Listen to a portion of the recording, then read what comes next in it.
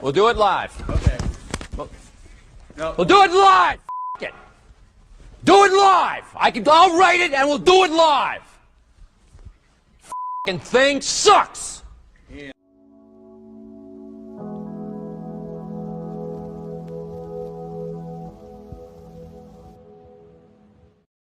All right, everyone. Hope you guys have a great time on this turbulent market, and we are going to get right into it because there's a lot to go over. So I tweeted yesterday that I wanted to go live yesterday, but I got involved with a conversation with an old friend of mine, and we just kind of kept talking, and before I knew it, it was super late, and I didn't want to do the live stream. But it would have been, I think, very good.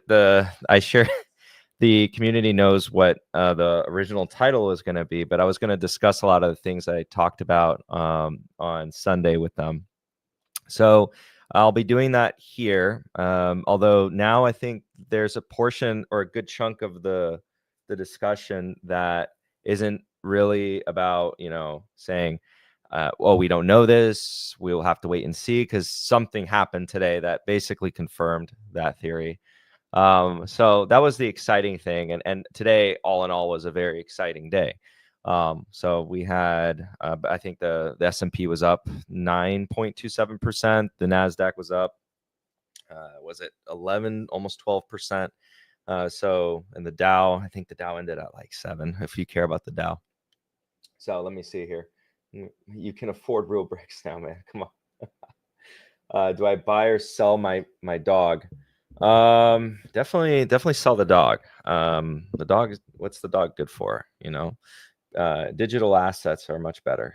All right. On the 5-minute mark, I have the topics that we're going to be discussing down in the description below, so you guys can go ahead and check it out. And while you're there, there's also the link if you want or are interested in joining the Capital Mindset Club, where you get myself, the other analysts, and lots of private live streams. I think while I was even on vacation, shout out to the other analysts. They did like 3 or 4 private streams to kind of go over different ideas. But yeah, and if you guys don't know, last week I was on vacation, so I enjoyed myself, took a nice break. That's why you haven't seen some videos from me, or, well, not videos, but live streams, because I frankly have had a hard time having the time to do videos these days. All right, thoughts on ANET. We'll be answering some of these questions. Someone Pinkill didn't check the markets today. Anything happen? Oh, you're trolling. I know you are. I see a lot of the club members in the chat today. Definitely kind of joking around. We're a community of serious investors. Absolutely, Julius Caesar. So on the 5-minute mark, we'll begin our first topic. I'm kind of letting everyone join in, and then we'll be discussing some very high-level stuff. I think some of it you might find a bit new, interesting, to say the least, and we'll kind of see it for all the club members. This, again, it's going to be fairly old information now for you guys, but I wanted to cover it publicly, and I've talked or tweeted about it. If you're not following me on Twitter, you guys need to follow me on Twitter. I gave out some pretty comedic tweets here and there, Andrew as well, kind of just sharing our thoughts. So it's a good way to kind of get, like an intermediary if you're not in the Capital Mindset community. Okay, so summary is bye. Again, we're waiting on the 5-minute mark to start our topics. Again, my schedule on topics is in the description below. Also, if you're having or will have a good time, and you expect to have a good time, go ahead and feel free to leave a like and share it with your family. This is something you send to your mother. A video of a guy on the internet, just talking about stocks at nighttime. She'll appreciate it, trust me. I miss Gil. Where's Gil? It's Jover for Gil. Alan, don't get involved. What's going on? The community is so funny. It's today a debt cap pounds. All right, we'll get into that, because actually I'll get into it right now before we get into the meats and potatoes, but we'll address it again later.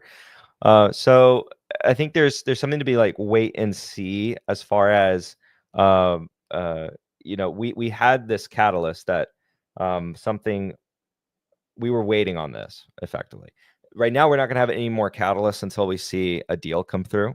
But we're just about 3 seconds up until the first topic, so we'll get back to this. All right, so topic number 1. So let's talk about the administration and what the heck's going on here. So let me go ahead and share my screen just so you guys have something to look at, and then we'll kind of go over some of these things. So, and I might have to adjust the time frame in the description because this topic is actually quite extensive.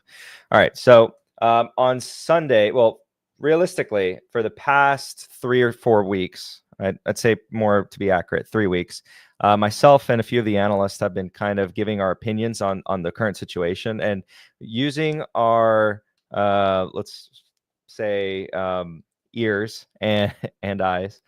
We've been listening closely to this administration and what they had to say. Different members are more noise than others and trying to decipher what the game plan is. And there, frankly, is a lot of noise.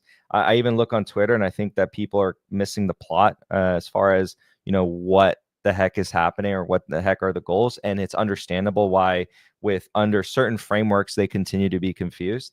I'm not entirely certain. Well, I can try to help out the best that I can as far as ordering this framework for you. I will say that if I had made this live stream yesterday, which I was planning on doing this live stream yesterday, that we would be using a lot more language of we'll have to see this or we'll have to see that. But I think a lot has become more clear, and I think will become even more clear in the days to come. So just keep that in mind. So actually, in some ways, it's good that I'm doing this live stream today, but it would have been really awesome for you guys, I think, if I did it yesterday. But it's going to be repeating a lot of the same information for the club members, the live stream that we did on Sunday. So that presentation I provided on, you know, kind of what the tariffs here, I'll, you know, remind everyone I'll take a screenshot of it, at least the title. I can just pull it up on my YouTube because it's there. Okay, so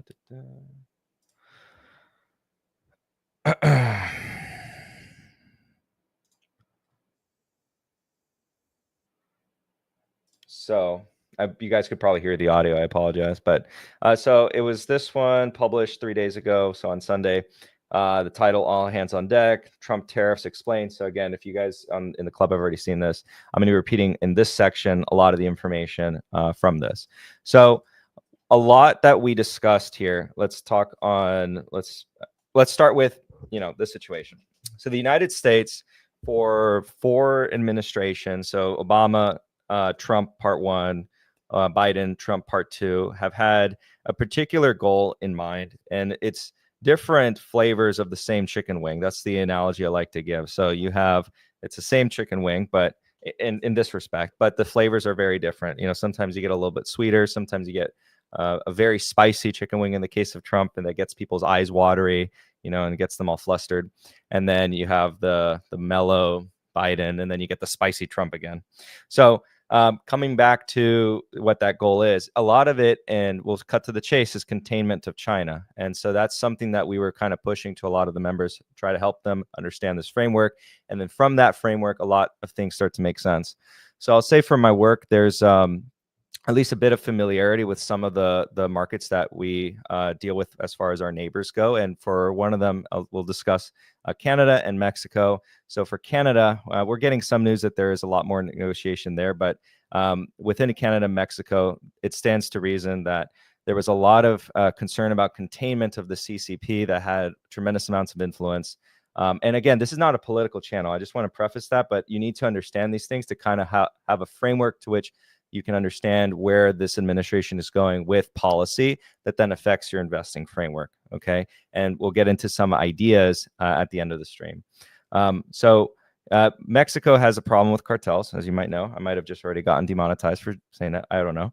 And the Trump administration has recently declared them a terrorist organization. Well, why? Because of their political influence in dealings with the CCP. And we all know about the whole fentanyl thing. If you're asking about Canada, because I know I get that a lot about like the confusion with Canada, there's a book I can recommend you to read. If you want a synopsis, just use any LLM, and you can follow Mark Cajotes on Twitter. Mark Cajotes will basically be raving about this every single day. Like him or hate him, I can say one thing about him: he's not a liar. He does things in his own way, but I don't really consider him a liar. He's a short seller.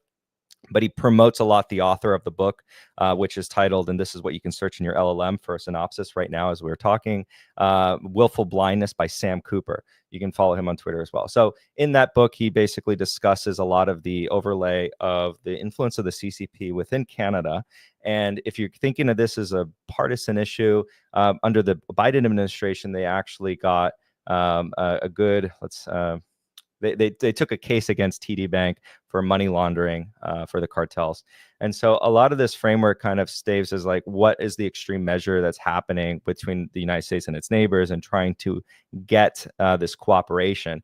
And in more recent times, as in the last year or so, you started to see a lot more cooperation between Mexican authorities, the special authorities, and also U.S. intelligence, and kind of this cooperation to put a bigger stop to the cartels. Now, this escalation in cooperation was notable. It's something that should not be just completely dismissed. And then on another note, there's let's now kind of expand this globe for a moment. The trade war at large, in large part, and this is now again my opinion, and we'll get into like why I strongly believe this and why we got a lot more evidence to why this is true. And again, if I had done this yesterday, there would be a lot more, we'll wait and see if this or this, and we'll get to why today kind of vindicated this idea, was containment of China. In a lot of cases with some of our trading partners that you might be asking yourselves, well, why is this?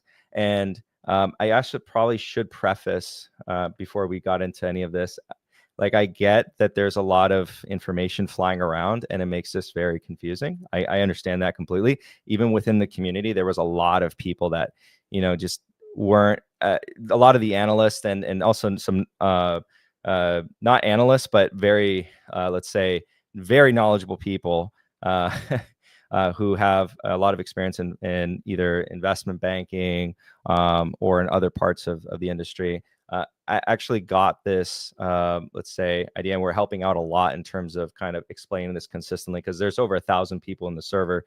So it takes sometimes a while to, unpack things, and sometimes people miss conversations. And so we've been having a great past like 2 to 3 weeks, kind of repeating information, but nonetheless, it's exciting that things are developing in a way that we can kind of point to more concrete things rather than this line of kind of observable statements from certain politicians or certain people within the cabinet, and why certain, let's say, leads or discussions being had with international parties sort of make sense to this idea. But I just wanted to preface that before we continue.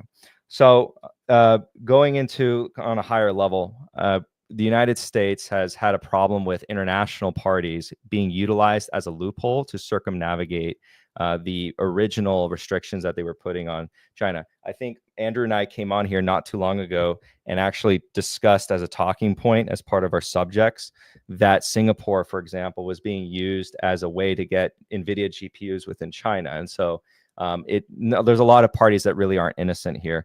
And we should also get into the idea that this gets really complicated because once you start to break country by country, there are factions, and not every country is not a monolith. So let's go for an example in Taiwan. So within Taiwan, there is the party that wishes, independence from the mainland, and there's the party that wishes a bit more diplomatic approach with the mainland. Depending on how you view it, you'll call them different things. And then same thing within South Korea, and then same thing within Japan as far as attitudes go for China. But for the most part, most of those nations are in agreement that China is more of an issue than not. Same thing as Vietnam, India. And then despite that, there are economic ties with them that allows China to circumnavigate. And for example, in the case of Vietnam, and if you're wondering, okay, well, that doesn't make sense. Why would they have economic ties but then view them as a challenger? I'll point you to Europe and Russia, and why Europe sees Russia as a great threat, and yet for the longest time had been strongly tied with them economically for resources and the like. So it's not actually uncommon for that to be the case. In fact, you're seeing it, right now with China and the United States. It's not something that's abnormal to observe in the world. And then kind of taking us back right to Vietnam. So Vietnam has a tumultuous relationship with China. If you look at even small things like the movie that was not posted, but it's called Abominable by DreamWorks. In that movie, there was a subliminal messaging in the background Here, I can actually pull this up for you guys because it's maybe some of you guys don't know this.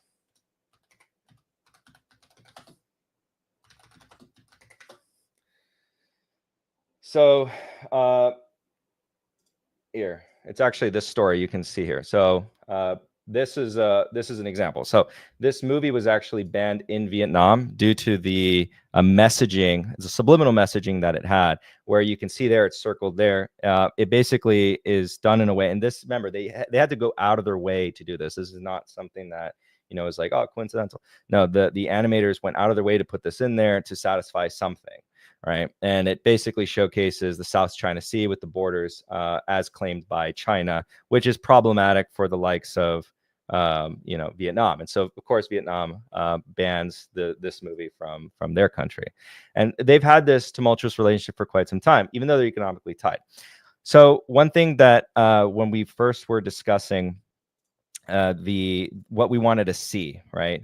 We wanted to see at first most of the entities or sovereigns that feared China or viewed them as a rival and sought to actually extract some sort of win from the situation come to the table first.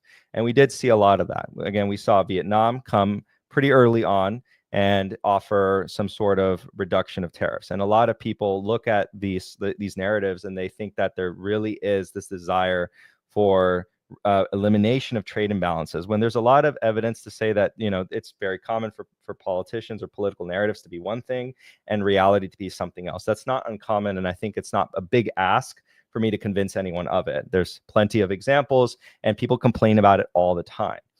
So it's not uncommon in this case for us to also say that the narrative being spoken is sort of different from the actual reality at hand. And something like when Besant was directly asked, do we think we're going to close the trade deficit with Vietnam? His answer was effectively no, if not outright no. And I want to also clarify or take the time to say that the other two individuals, Navarro, they can be effectively ignored because for a large part of what they say, it's most of the time just noise. Besant's a pretty good indicator. And then Trump actually dropped some things here and there that are really interesting. Andrews caught on to a lot of them.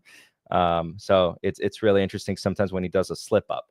And we'll talk a little bit about one of the slip ups here soon.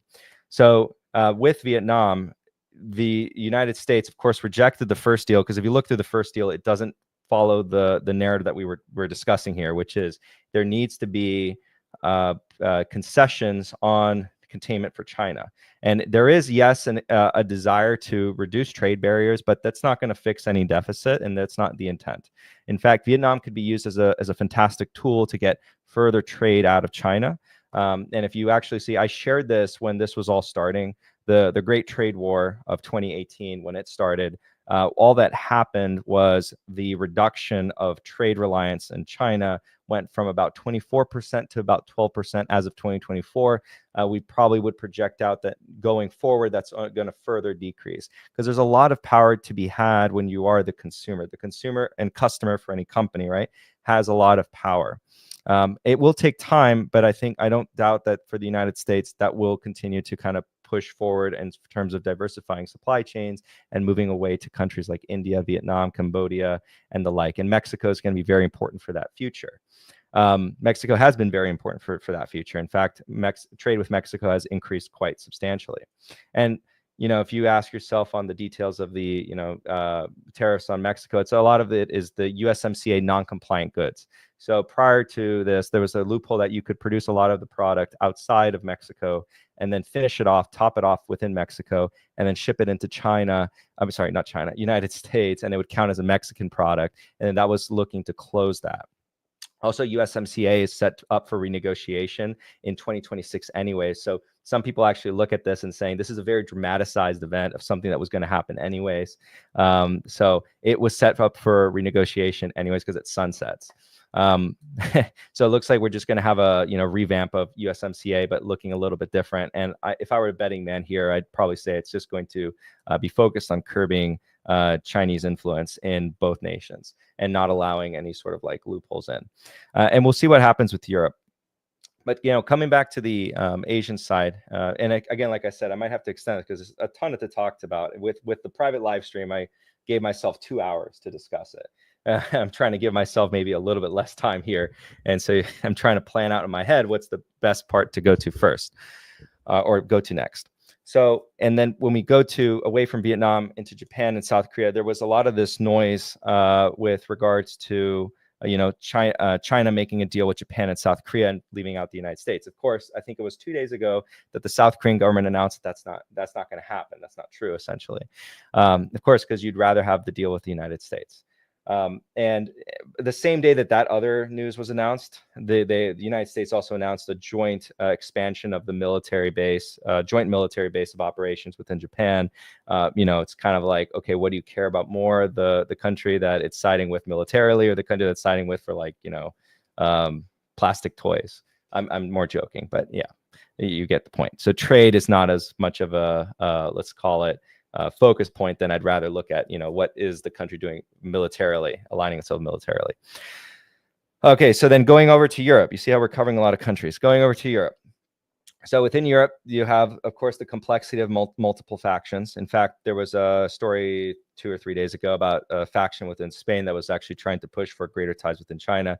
If you guys don't know this about, this is actually involving stocks. Volkswagen does a lot of business within China, and Volkswagen is a very influential company within Germany, and thus would have a reason to actually be a little bit more pro or lenient towards the CCP. And then same thing if you go to France, which are the 2 countries that were the most opposed, not coincidentally, to the initial onslaught of the United States. France has LVMH and Hermes, which both are heavily reliant on the Asian market, with I think China making anywhere from at most 28% of LVMH, and I forget how much of Hermes, but it is substantial for both. And so they also have a interest in maintaining that relationship. So it's no coincidence that both of those nations, which are both very influential in the EU, were initially making a lot of noise as far as combating the United States. And then when we kind of look at the prevailing heads, which I actually found this very relieving, so to speak, for the relationship between the 2 sovereigns, EU and the United States, the tariffs that were sort of like the backlash for the reciprocal tariffs from the European Union were basically like a slap with a feather. I view them mostly as symbolic. If you actually go down through the product list and you actually look at the quantity, and I spoke with this with all the Europeans in the group, and I didn't really see any pushback on this. It appears as though when you actually look at it, it's very symbolic. It's there to satisfy, and I say this not in a mean way, because we are all plebs. It's to satisfy the plebs. It's a headline that allows, because politics is a muddy game, that both sides have to look like they won. And so, of course, with the likes of Europe, right, they need to have a win. They need to not just cave in. So there has to be some sort of retaliation, and then it might be a slap with a feather. So it's very symbolic in nature, but they also come out and say, this was today, where they much prefer to negotiate. And actually, this is a repeated talking point by the EU, that they'd much rather negotiate. But today, the significance was it came from France that said that. So all this to be said, this is very optimistic. I initially had in my viewpoint, if you asked me on Sunday, right, when I did the weekly call, the emergency weekly call, all hands on deck video. Here, I'll pull it up. This one again, so posted on Sunday. And this one, what I discussed with all the members, my belief was that in the framework of the world, the EU was going to be put in the yellow bucket. What do I mean by yellow bucket? Well, in the framework of Besant, I think he's seeing the world by kind of reorganizing it into 3 buckets: a green bucket, yellow bucket, red bucket. Green bucket being ally, yellow bucket being a neutral state, red bucket being an adversary state or adversarial state. And where everyone falls, I thought Europe would, for the time, fall within the yellow bucket. But anyways, when we kind of look at, and I hope I'm kind of driving this picture here, in each of the different regions, you had these issues that the United States had that it was looking to solve in maybe not the most graceful way. And I want to emphasize this because I forgot to emphasize this. This is not a judgment of approval for the policy or approval of the plan. and I had to say this a lot of times to the members, this is simply an observation. This is an observational exercise. This is not a, oh, this is great, this is amazing. And by the way, I hate when people say all of this is like 3-dimensional, 4-dimensional chess. It is very much far from that. In fact, the whole NATO move, which you know, is, I don't know why people kept calling it 3-dimensional chess, because I'm like, if that's 3-dimensional chess for you, then I'm gonna play like a 1,000,000-dimensional chess on you, and you won't even see it coming, because your version of 3-dimensional chess is very basic. But so like with the argument with NATO, right? So you had 4 administrations ask NATO to increase military spend, and each one of them was met with sort of like unease and undesire to do so. And then of course the second, you know, Trump part 2 basically comes in and makes a lot of noise and breaks things, right? It's the equivalent of saying, you know, I have Andrew and Jesse, the 2 analysts here, and I say, Jesse, I want you to slap Andrew. So I made my intent known, right? My intention is known. I put my ask forward, and then Jesse says, no, I don't want to do that. And then so what effectively the United States did here is saying, you know, I would say to Jesse, well, Jesse, if you don't slap Andrew, I'm going to physically hurt you.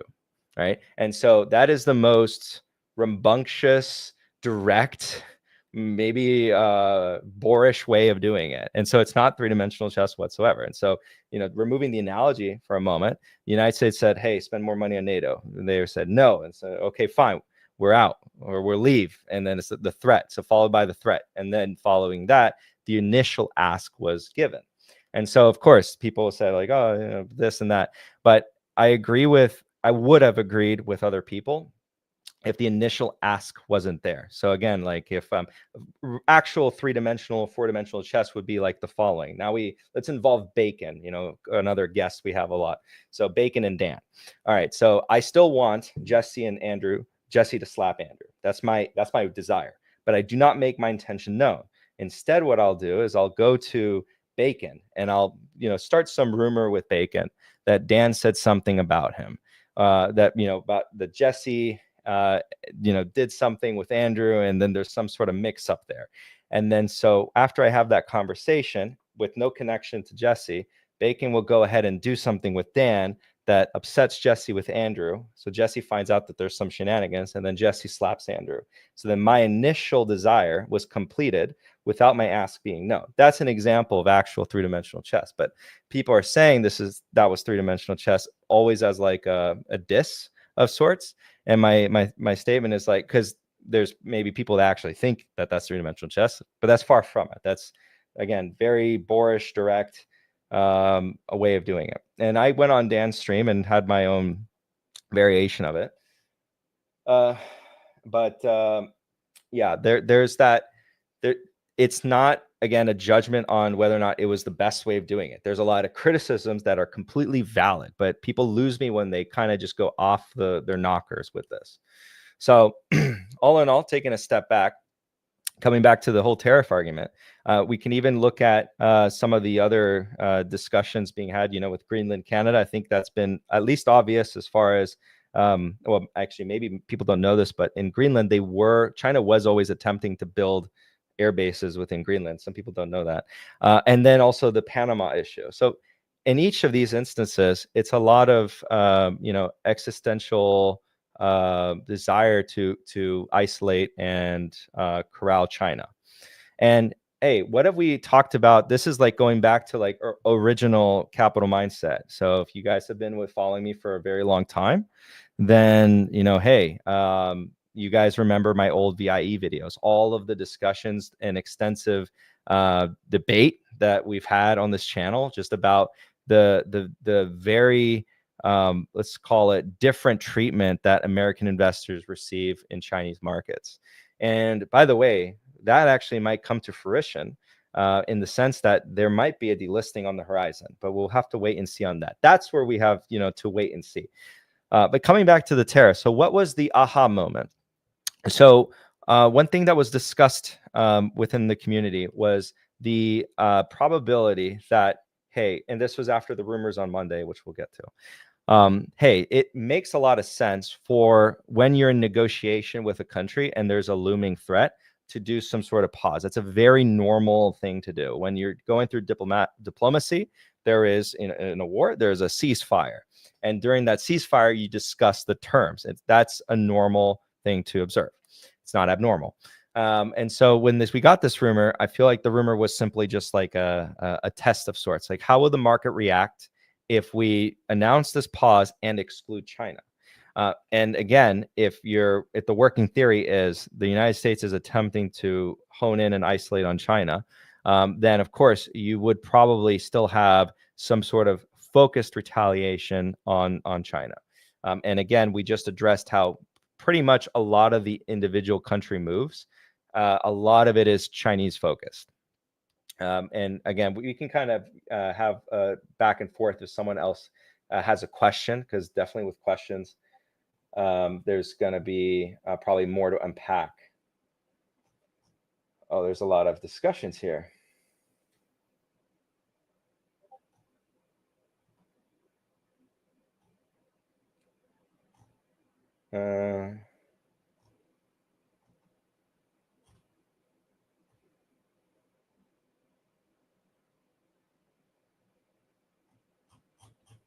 Oh, it's a lot of like spam though.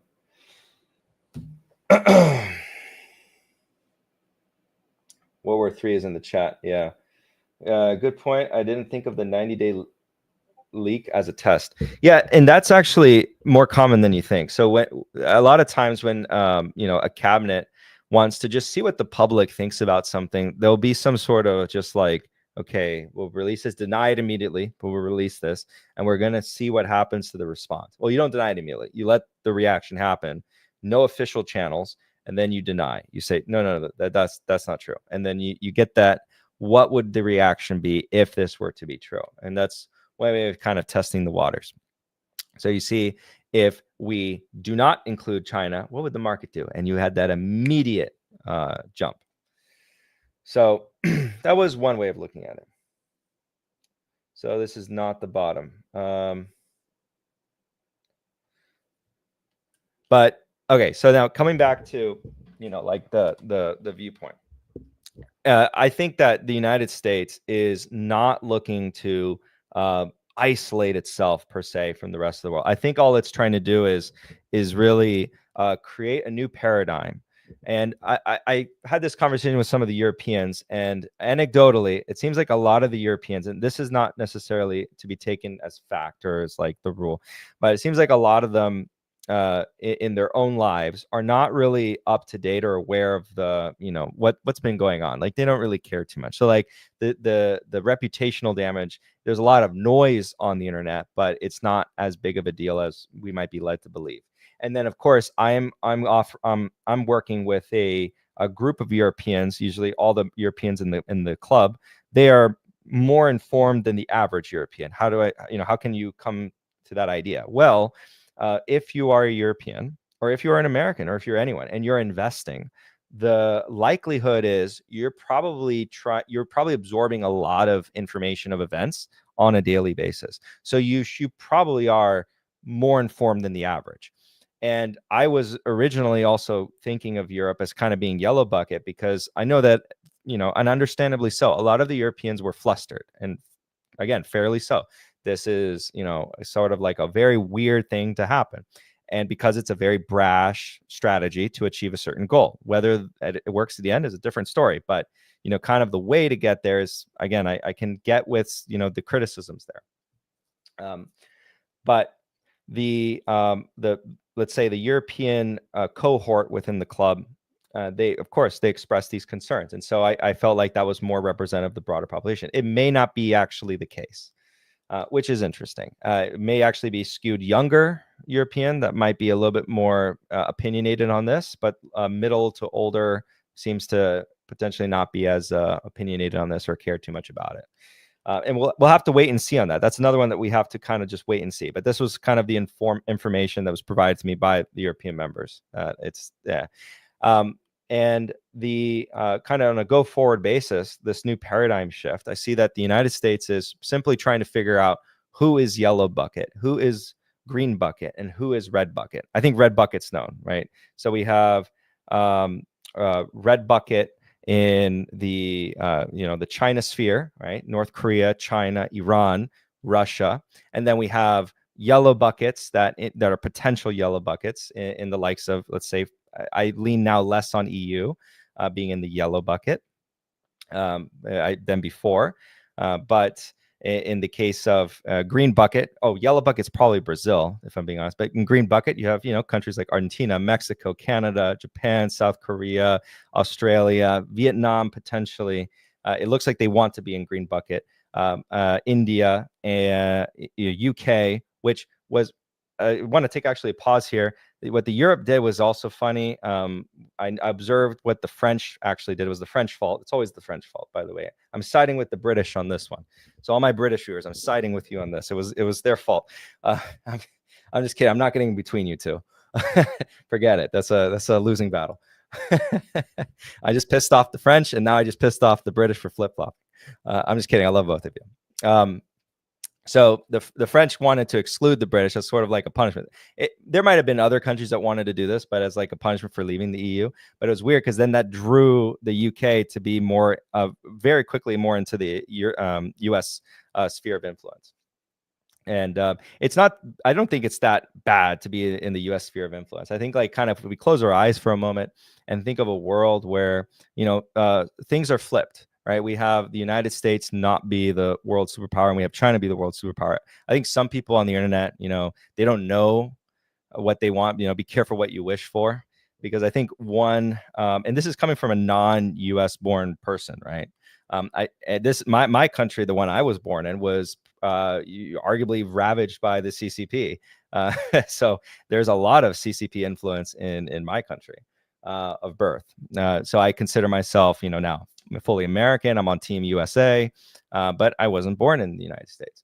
So, all that to be said is I think that the world the cooler heads will prevail, and the world looks at the United States and says, you know what, that's probably one of the nicest empires that have ever existed. If you want to call the US an empire, it's probably one of the nicer ones. CCP, Chinese empire, probably not one of the nicer ones. So we'll go sit at that table. Is what usually the neighbors, and it's something to kind of speaks louder than words. Most of the China's neighbors are going to the US sphere willingly.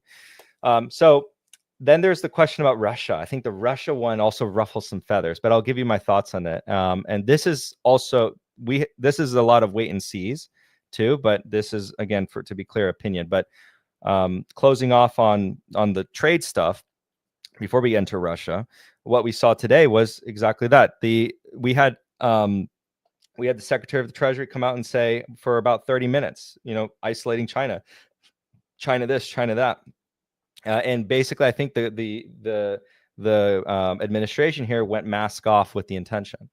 Before it was a lot of, this is making a lot of sense as far as what they're trying to do, and we're making these interpretations. But today I think was a real mask off event. And what I expect to happen in the coming months or so, and even weeks, I expect one from Israel and probably Japan here soon, and then probably South Korea and Taiwan to be, that's like on my list of what I expect to be the first ones. Probably throw Vietnam in there too. Agreements, and then later down the road, Europe, Canada, probably Mexico even before then too. But I expect that's going to be the next catalysts that drive us, and we need to see those. But today we got at least a lot of clarity, I think, especially kind of if you were on the fence of, well, what is this administration doing? The clarity that you received from, is this attacked on isolating China, which, again, let me just remind everyone, there's a lot of China hawks in this administration, a lot of them. And it doesn't take a genius to listen to, Trump's first and this administration to kind of interpret that there's a lot of, we need to counter China. We need to separate China and Russia, which is a good segue to the Russian argument. So how I'm interpreting the whole Russia-Ukraine thing. Well, we just spoke about NATO and how this administration, I think, did a very, again, it's not 4D chess. Everyone who says it's 4D chess, I know you may be saying it to make fun of it, but it's a real misuse of 4D chess because it's the most crude, direct way I've ever seen anyone do something. It's like I'm asking you to do something, you don't do it, and then I threaten you with something, and then you do it, right? So in this case, I think now you have NATO buildup, right? NATO buildup in a real way. I don't think this puts Russia in a good spot whatsoever. So this is now the worst position Russia's ever been in, because now you have NATO buildup, right? And we'll talk about oil, because oil has been doing some very interesting things. Oil's my favorite part of this whole thing. So one argument that I think works well here is looking back at history, especially if you think that China is your adversary. And this is going back to the Obama administration. If you guys are old enough to remember the quote, pivot to Asia. So it's not a Trump thing. It's not a only Trump thing. It's a Obama, Biden, and Trump thing. All these administrations had this focus. Again, chicken wing, different flavors. Some of it spicy, some of it sweet, some of it timid, depending on how you like your chicken wings. You'll like the chicken wing a different way.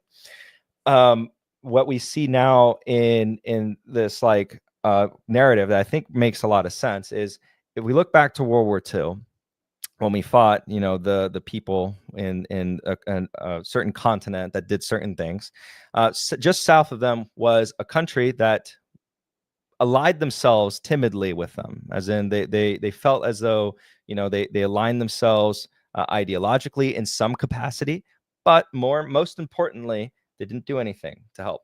They were very idle. They were neutral, some would say. And this idea is perhaps reflected in the current strategy to potentially get Russia to become, i.e., they want them to become Franco. So Franco Spain in World War II. And I don't want this to happen again. If I say this, people interpret like you want this to happen. You're shorting in this way so you're going to monetarily benefit from this. I don't want this to happen whatsoever, because this is bad world. But if you're trying to prepare for it, or if you're at least trying to prevent it, one way to help prevent it is to remove a lot of the uncertainty. And so if something were to happen and you had still an ongoing conflict in Russia, Ukraine, it wouldn't be abnormal to think about, as far as like a concern goes, you might be concerned that there's a lot of tension with the nuclear power here, and then you're also escalating a tension with nuclear power over here in this world. So now you have two situations that could turn testy pretty quickly, and the superpower, the only superpower, which is the United States, would have to redirect attention to both sides, and it's best to focus on one rather than have directional focus on two places at once. So now, at the very least, you have NATO buildup, which if you believe U.S. intelligence, just like how you might have believed them right before they invaded Ukraine, and they said they're going to invade Ukraine, they are saying now that China will invade Taiwan by roughly 2027. And so that gives the United States 2 years to do things. So if you think the administration takes that seriously, then they could be forgiven for maybe acting a bit brash and rushing things and causing a bureaucratic, entity like the EU nations for their part in NATO to kind of accelerate spend by doing something, kind of on a wild card. But at the very least, now you have this new paradigm shift where Russia now has to contend with a Europe that is going to potentially be a lot stronger. But if we can also get this whole thing neutralized, then the United States can truly focus on one theater. And so I think that's the view I ascribe to, because it makes the most sense to me. And then if you want to do that, theoretically, there's a lot of things you have to do. Just like what we just discussed about 30 minutes ago in politics, which is a disgusting game, everyone has to have a win. What does that mean? Well, that means the person you don't like has to also look good in his own way. So Putin in this case has to look good to his people. He has to manufacture a win there. This is not, some, novel idea. This has always been the case. And there's a bunch of problems that I'll kind of outline them for you here. And these are, some of them I believe in more clearly, but there are different idea points that I think give a good idea as to like the situation that prevents peace from happening in Ukraine. So one is Putin has to have some sort of victory, symbolic victory, and that has to do with him securing his power. Another one that I've heard that I kind of am on is the economic argument that Russia's economy has now become a war economy. I don't feel as strongly on that one. Then a third one that I think relates to the first one is a lot of the troops that are now on the border of Ukraine and Russia. They're not ethnic Russians. A lot of them are from a lot of the regions that do not have ethnic Russians, and this has helped Putin maintain popularity within the ethnic Russian population, basically the Muscovites.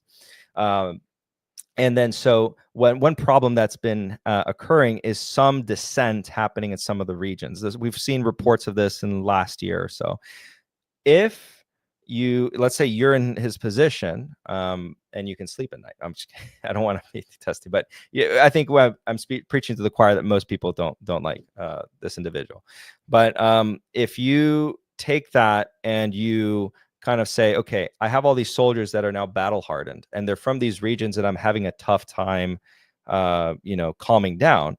What happens if I end the war and I send all those young men to those regions? They're all battle tested now. And those regions don't particularly like me. Could that present a problem? Yes or no? I'd probably lean on yes. And so that's why this theory sort of, I think, has a lot of credence to it. That puts not, the biggest barrier possible, but I think we can't say it's not a barrier to end the war in some respect. If it is a legitimate one or not, that's a different question. But I think, kind of trying to put ourselves in the shoes of the other side, that might be like a reason why ending that conflict is going to be difficult. And so I think that, now this is opinion, very much so. I think while it would be nice to end the war, absolutely. I think the promise of trying to end the war so quickly was a bit misjudged on how complicated it is. And so there's legitimate reasons and illegitimate reasons, by the way, legitimate and illegitimate reasons to understand why the Russian government would not want to end this war. But I understand why, if you think something's going to happen in 2027 or something like that, and you want to focus on that, you probably do want to end that war. And also, if you want a Francisco Franco situation, what better way to do that than also a sort of reintegration strategy, which is why some of that's been proposed. So you create peace assurances, and then you sort of do some sort of reintegration where the further conflict is not desirable. And the other argument, this is the third one that I was alluding to. So there's this viewpoint that while the Russian government, the oligarchs and Putin himself can be viewed as, gangsters or mob bosses of sorts, the argument that I kind of like is that is negotiable. That is an individual that wants to live, wants to enjoy money, wants to have, their fancy yachts. You think of like the oligarch lifestyle. They want to have their fancy yachts. They want to travel around. They want to eat fancy dinners. They want to have, the finer things in life. And so the thought is that can be negotiated with. The other side, if it becomes more ideological and where people, let's say, drink their own Kool-Aid, that it becomes really difficult to negotiate with, because like, while you yourself as the democratic nation probably like living and life and all that, there could be, some sort of really wacko God complex issue on the other side. And for a long time, we haven't had, an issue with that, but we want to be very careful, like, these cult of personalities that develop. What do we always say? Not we as in capital mindset, but what does a lot of the prevailing thought or I think correct wisdom say about Xi Jinping and his surrounding government? It's a cult of personality. And so that becomes difficult to deal with. It's not the same thing. And it's something that, it's the closest thing. It's akin to an emperor for China. He's up for re-election. And in Chinese politics, we get, again, it gets complicated. And like I said, every country has factions, and China has multiple factions within the CCP. But within China, he still has to justify the continuation. He still has to justify his continued rule. And one of the things he's done, as far as like a promise goes, is the reunification of Taiwan. This is why everyone should be taking it, fairly seriously. So that's the real longer term or medium term, let's say, because 2 years from now is not long term. That's medium term. medium-term risk event, and it's the gray rhino. It's not a black swan because we don't see it not coming, but it's the gray rhino. Like we have our eyes on it, and it's kind of just sitting, walking around there, and we're like, okay, I see you. Well, I don't know if it's going to come over here, but I see you. I'm getting tagged a lot. Let me see if it's anything. Oh, it's people having a conversation. I thought it was tagging me, but I'm just in this chat.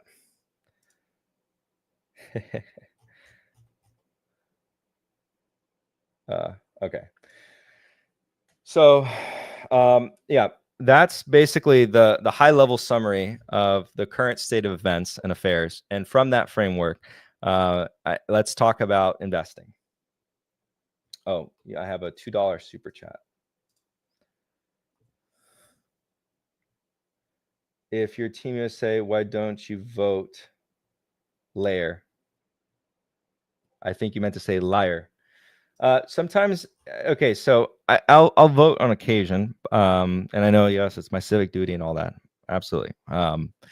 So I also, in certain things, I think it's more important to vote, like your local elections and stuff like that. But yeah.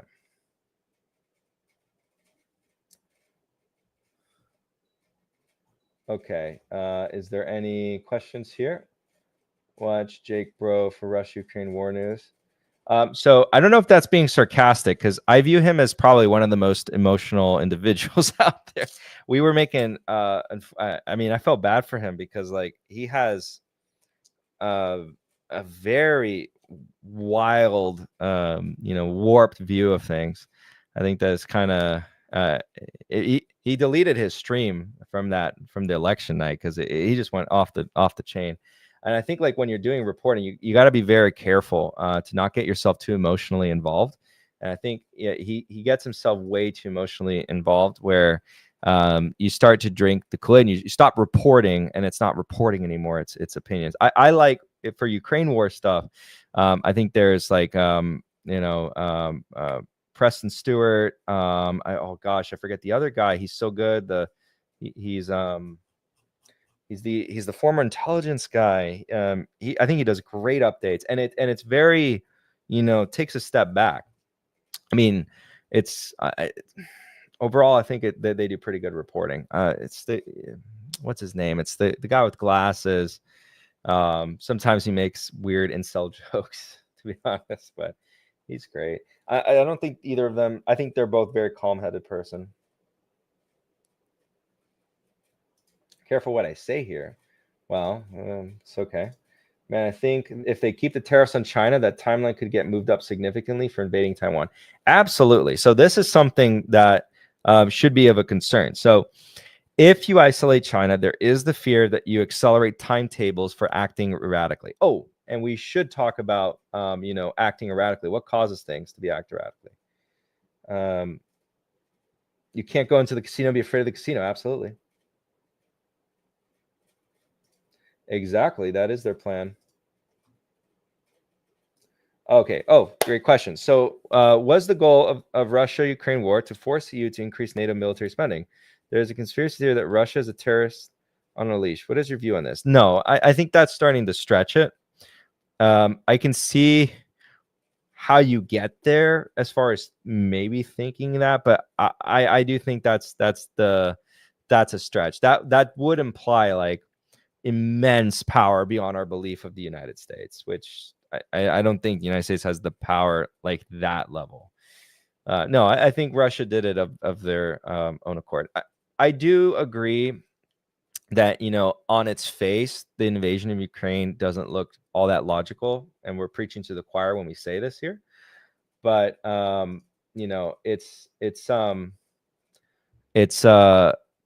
think it's a bit too far to say because there's no logical reason for them to do it. Then there must be one, and no autocrat in the world has ever done something so illogical before. So, wrong. There is going to be no invasion of Taiwan. I mean, okay, that's what you say. That's an opinion. I think that there's a high probability that there won't be if the United States projects so much power and it has to be overwhelming force. That would be the way that you prevent this. And I think that's a good outcome. So I should say that, right? And I think that's like the current intended goal. It's if you get the entirety of China surrounded by overwhelming military force, then you could prevent a war long enough for some sort of factional change to occur within China naturally. Why are we selling TS7? No. Well, okay, Gil, I have a question for you. I know you can think about this, right? So has there ever been a time in history where a nation ruled by an autocrat has invaded another nation that would overtly destroy them? Yes or no? Of overwhelming power. And you sit there and go, that makes sense. But by the way, I should preface that in some respects, a lot of people, even today, I know that you might think, and I think in that we're in agreement on the overwhelming power, but there is debate around that. And so we have to assume that there's debate in and of itself that maybe they don't think that. Maybe they actually think they are more powerful than they are. Because there's plenty of times in history where we see an autocrat surround himself again with this cult of personality. And then, the guy to your right comes to you and says, hey, yeah, we're really strong. We're super strong. We're super ready. And then the other guy to your left comes and says, yeah, we're winning every battle. Like we haven't lost a single battle. And then you're the autocrat and you're like, wow, we're really strong. We win every battle. Keep going. That's what my intelligence is telling me.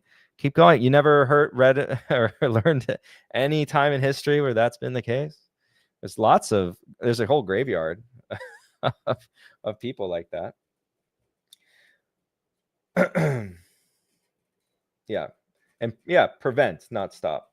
China thinks they're stronger regardless. Also want to point out, China hasn't really fought in a real war. They're going to get crushed, the US and its allies. So I'll say, in my opinion, yes, the United States has the upper hand militarily in the modern age, in our current time period, over China. It has better alliances, better geography, better weaponry, and in terms of numbers, when you include the other militaries that are building up, by the way, hey, let's talk about that. Japan's building up their military. Australia is doing some things with their military. Again, and you do have potentially new alliances forming in that of India, but I think India will lean more neutral and not get involved. But for sure, you have, again, Japan, Taiwan will be what it can. Australia, New Zealand will be what it can, and South Korea. Now, it would be very ugly. That's why I don't want it to happen. But if you have like this overwhelming posturing in the United States idea, you prevent anything. You continue status quo. But what I understand from the China hawks, circling all the way back to the tariff conversation, is that there is a desire to decouple. There is absolutely a desire to decouple. And I think it's possible. It's possible to get really close. And if the closer you get to the critical event, the better things will be for all of us in the United States in that event. So you kind of want them to succeed here. So Trump equals Stalin. I mean, I think if we're going to be technical, it is very different. If we're being honest, they are very different. Short Chinese VIEs. Yes, but be careful, because while I don't think there's likelihood, like a high probability of a Chinese deal, there always could be the case that a Chinese deal occurs. Of course, a Chinese deal would probably have to have some sort of like apparent win for one side and the other side, because the CCP, for Xi Jinping, he cannot have just like a complete surrender. It's not viable. Okay, that is funny. What do you think is going to happen with Trump in Iran? So I don't know. With that one, I frankly do not know. There's been some like developments with air bases in the Middle East. It appears as though there's going to be some sort of negotiation. Oh, I should also stress this. If you guys didn't see last week while I was on vacation, the OPEC Plus agreed to massively increase oil production. And one thing that you should note, every time Russia has done something rash, it has been in light of or after the increase in the price of oil, dramatic increase in the price of oil. So elevated oil prices typically has given Russia confidence. Also, I should mention as another layer to that, one way you can sort of tell if there might be a conflict between certain powers is a disconnect in the financial systems between them. So the sovereign will sell the bonds of the other sovereign. So you kind of want to keep an eye out for that. But one sovereign will start to liquidate the bonds of the other sovereign that they hold and convert that to other forms of assets. Russia did this prior to the invasion. They began heavily selling treasuries. And another thing, you saw Russian banks actually start to exit their assets from sort of the West. Now, one thing I will note, this is not indicative of anything, but I am aware of HSBC, which is a Hong Kong bank, starting to exit a lot of their assets here in the United States and other nations. So could be nothing, could be something. I don't know. Just wanted to throw that out there. Trump did everything like Stalin done in Big Purge. I mean, we can tackle that individually. Let's kind of go one by one, but I think equating the two is kind of a disservice to who Stalin was as a historical figure. Again, we're not a politics channel, but realistically, I have to say that seems like a dishonest comparison between two figures in history. I mean, one was Stalin. I mean, there's usually I'm actually curious because you chose Stalin and not like Mustache Man. Usually everyone says Mustache Man. So I am caught off guard by the Stalin reference, but no Mustache Man. That's the default. So I'm happy that there's someone using the other term than Mustache Man, because Mustache Man is always used. It's more original, I think, to use Stalin. Okay, let's see. Okay, so you think they're going to get a deal done? Maybe.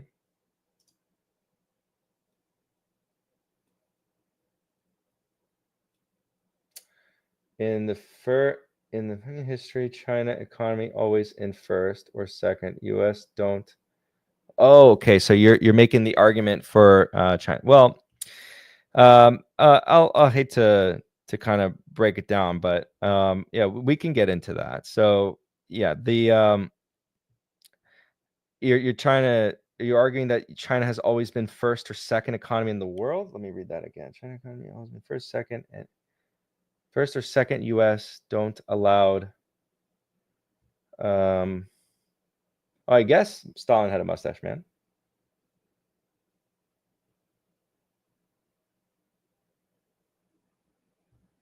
Oh, I will send you a link, Andrew. Always like having Andrew on. I'm going to send Andrew a fake link. It's going to be to a virus website. And once he clicks it, I'll have all his information and I'll sell it on the dark web. I'd rather get into the meat of everything than getting emotional about who Trump compares to. I like that too, Subs. Yep. So I prefer, for example, I like to be nuanced with every argument, right? I don't like to, when Biden was in power, Biden's in power. There's things good, things bad, things. Obama's in power, same thing. Trump's in power, same thing. I don't find myself someone who gets too emotional about political figures. I try my best not to be, because I think that's how you get yourself into trouble. I have had conversations with strongman privately, Gil, and I'll say he comes off more bearish than he really is, and it's more to dunk on grifters. I mean, he is like 100% invested in equities via VT. So just so we're aware, the 100% equity strategy is considered an aggressive strategy. You're not 60-40, you're 100% equities. So you do have to have a generally optimistic / bullish stance globally. Are you okay with me not having a camera? I just don't have a camera on this computer at the moment. Is it okay? Yeah, that's fine. That's I can fine. switch my other one. If you need me to, I can switch my other one that has a camera. Only if you know, we do some sort of like money dance, and then you can turn on the camera. No, like, this should be fine. Did you just? Huh? Go ahead. No, you're good. Go. No, I was gonna say because I'm just getting caught up. I just finished my workout and getting home. Oh no. What? You never know. My daughter's just awake, but I think she'll go back to sleep. But we'll see. If that happens, I'm out of here. All right, no worries. She's the boss. So at any moment, we will expect Andrew to drop if his daughter wakes up. So no one scream. I'm watching the chat. So make sure no one. But what's going on? No. I actually in about an hour went over the whole spiel that we've been going over for like the past 3 weeks. So I think I did a fairly good job. I didn't see if I had any questions. If anyone has any questions on this to want me to expand upon, I'm really happy to get into it. But yeah.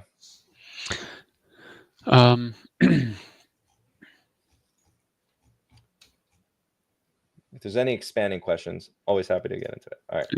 So you just talked generally about like the geopolitical situation? Yes. And kind of like the framework where we are now. And then I haven't gotten into what we should expect, how to best position probably. But yeah. Gotcha. Okay, cool. And then so you haven't gotten more into like the stock market? Well, I've had the stock market up in front of us for a little bit now. But yeah, look at the violence of this upswing. And we're still not even like right here was Liberation Day. We still haven't recovered Liberation Day. Some people said, "Oh, we recovered Liberation." No, we have not. That's Liberation Day right there. So we're still 4% down from Liberation Day. But remember, 4% down is more than a 4% back up. Do you think it's worth 4% with all the kind of uncertainty that introduced? Do you think we overshot a little bit? I think it's perfectly okay if tomorrow we kind of give some of it back. But we had a catalyst. It wasn't just like a technical bounce. But also, I guess you could also argue that a lot of the sell-off before Liberation Day was because of Liberation Day. Because if you look from peak, look like what's peak to now. What's the drawdown?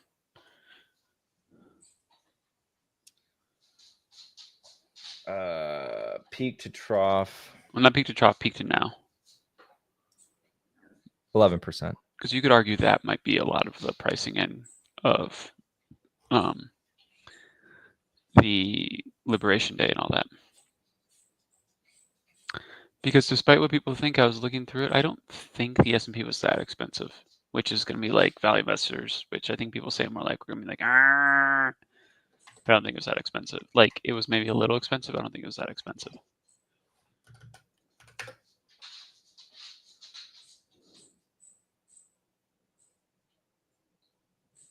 I think for someone asking the question on HSBC, yeah, there was some announcement. I think in like January they were closing a portion of their. I think that news was broken about their investment banking business, and it was all the major Western banking countries, so United States, UK, etc. They started scaling back. And I think they sold their retail banking business back in 2021. So it's been multi-year process of exiting. But yeah, the 2021 one was the retail banking, and I think the 2025 was the investment banking arm. Meta's down 3% now. Does he mean 3% from? Maybe in the 24-hour market. 24-hour market doesn't matter. It does to me. How many times I have to tell you this? It don't matter. Yeah, Alphabet's down 2% on it, and then Meta is down 2.88%. I wouldn't be surprised if we had a little bit of pullback. I need some pullback because I'll talk to you later. Okay. So now you just have me, ladies and gentlemen. So let's continue. So kind of like the forward setup. The market has always come down decently since then. What's your opinion on the market now? So Gil, I don't know. I saw your comments in my comment section, and I don't know where you got the idea that I'm like a recent bear. You should follow me on Twitter. So if you follow me on Twitter, there's like the past 4 or 5 posts have all been, I think it's past 4 posts have all been optimistic in terms of the market, because we're finally seeing that capitulation. You know, in the past 2 to well, starting I think Friday of last week, Monday, we had so many people crying. We had Jim Cramer basically crying again, getting upset. Black Monday didn't happen. Tom Lee apologizing. Dan Ives lowering his price targets on Tesla. We actually did see pretty good capitulation in some of the bastions of perma bulls. And so just like how when you get the capitulation in the perma bears, and you might look around and be like, damn, this might be like, like we might be, at a relative top or something. You also see a capitulation of perma bulls. And so that's when you start to see like the exhaustion. That doesn't mean we're bottomed. Okay. You should never say that that's like a rule, a hard rule. But, it's a good thing to point out that at the points of peak exhaustion, the people who are persistently optimistic become a bit more pessimistic, and that should be like hey, a signal to you.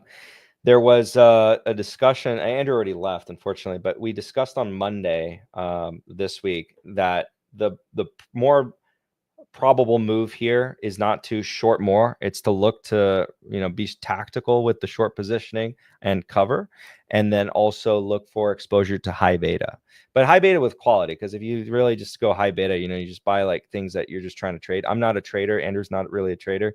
We're investors. So if I look to buy something, it's with the initial intent to try to hold it for a longer period of time than to just hold it and sell. I will have some, occasional fun trades.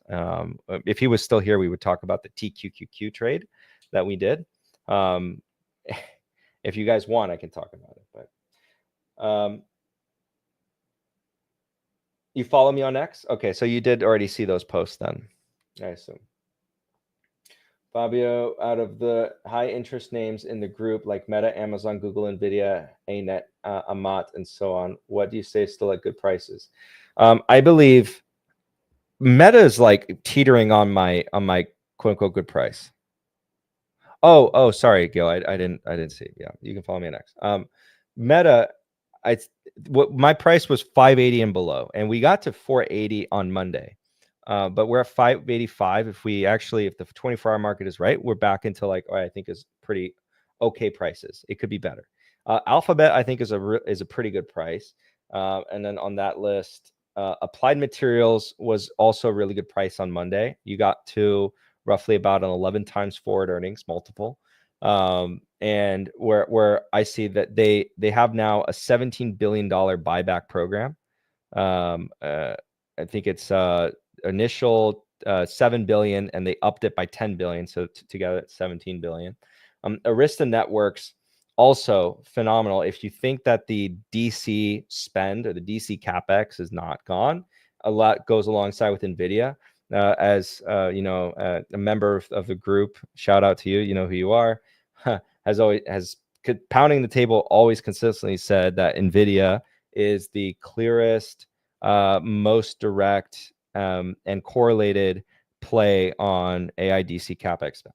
And that one is trading at, well, as of today, it's trading at like somewhere around 25 times forward, but it got under 21 times forward, which historically is a very good valuation. And from my understanding, based off of some individual I speak to who have some procurement insight, there is still a massive delay between when people are ordering and being able to get it. So there's still a wait, unless you're a very big, important customer. But if you're kind of just like everyone else in the mid tier and lower tier, there's quite a bit of a wait. So you can't get enough of this. And then I'm surprised you didn't ask about TSM, but TSM also fits in that because they can't produce anything fast enough. Everything they produce sells. And so that's a really good position to be in. So if you're a longer term investor, right, this has been and still is a buying opportunity. If you're not invested in crap, right? That's what you want to always avoid. Avoid crap, right? That Andrew and I will be looking to short, and then focus on high quality businesses that over time will continue to add value and compound that value, and will defend themselves from new entrants into the market. So I think TSM is a great price, Jess. At 200.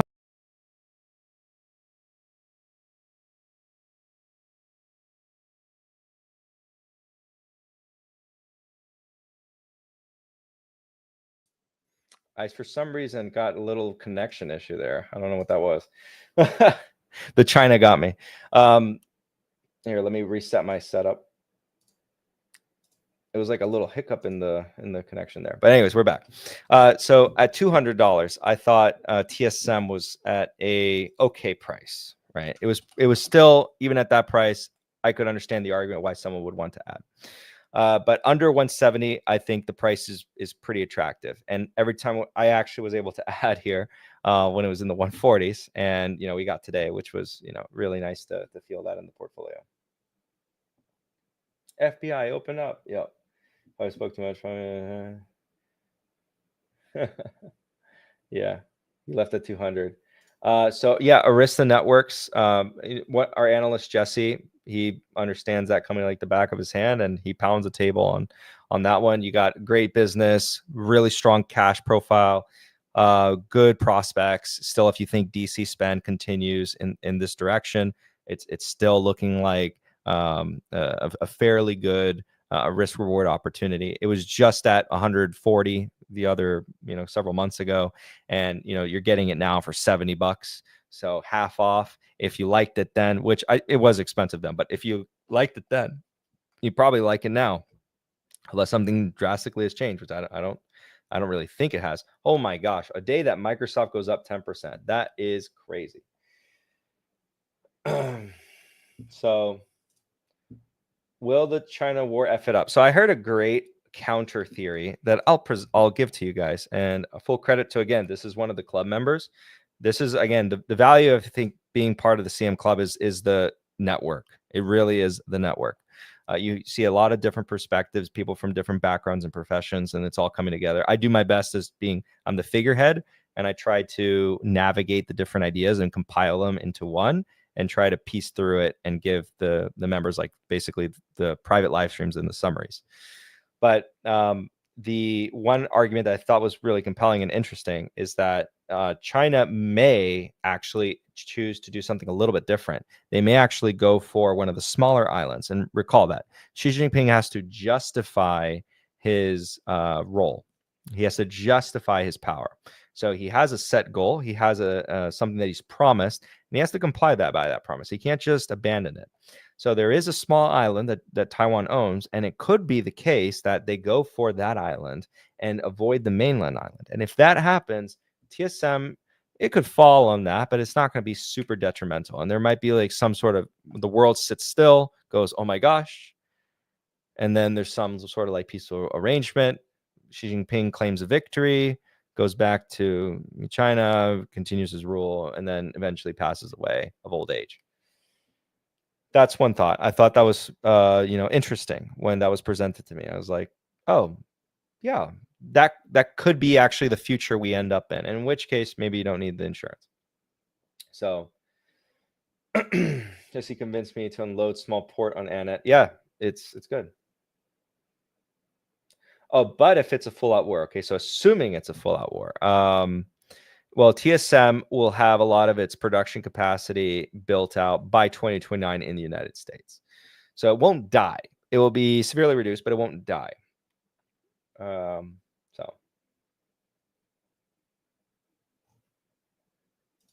And yes, ANET we already answered that. Let me check real quick to see how we are on the time.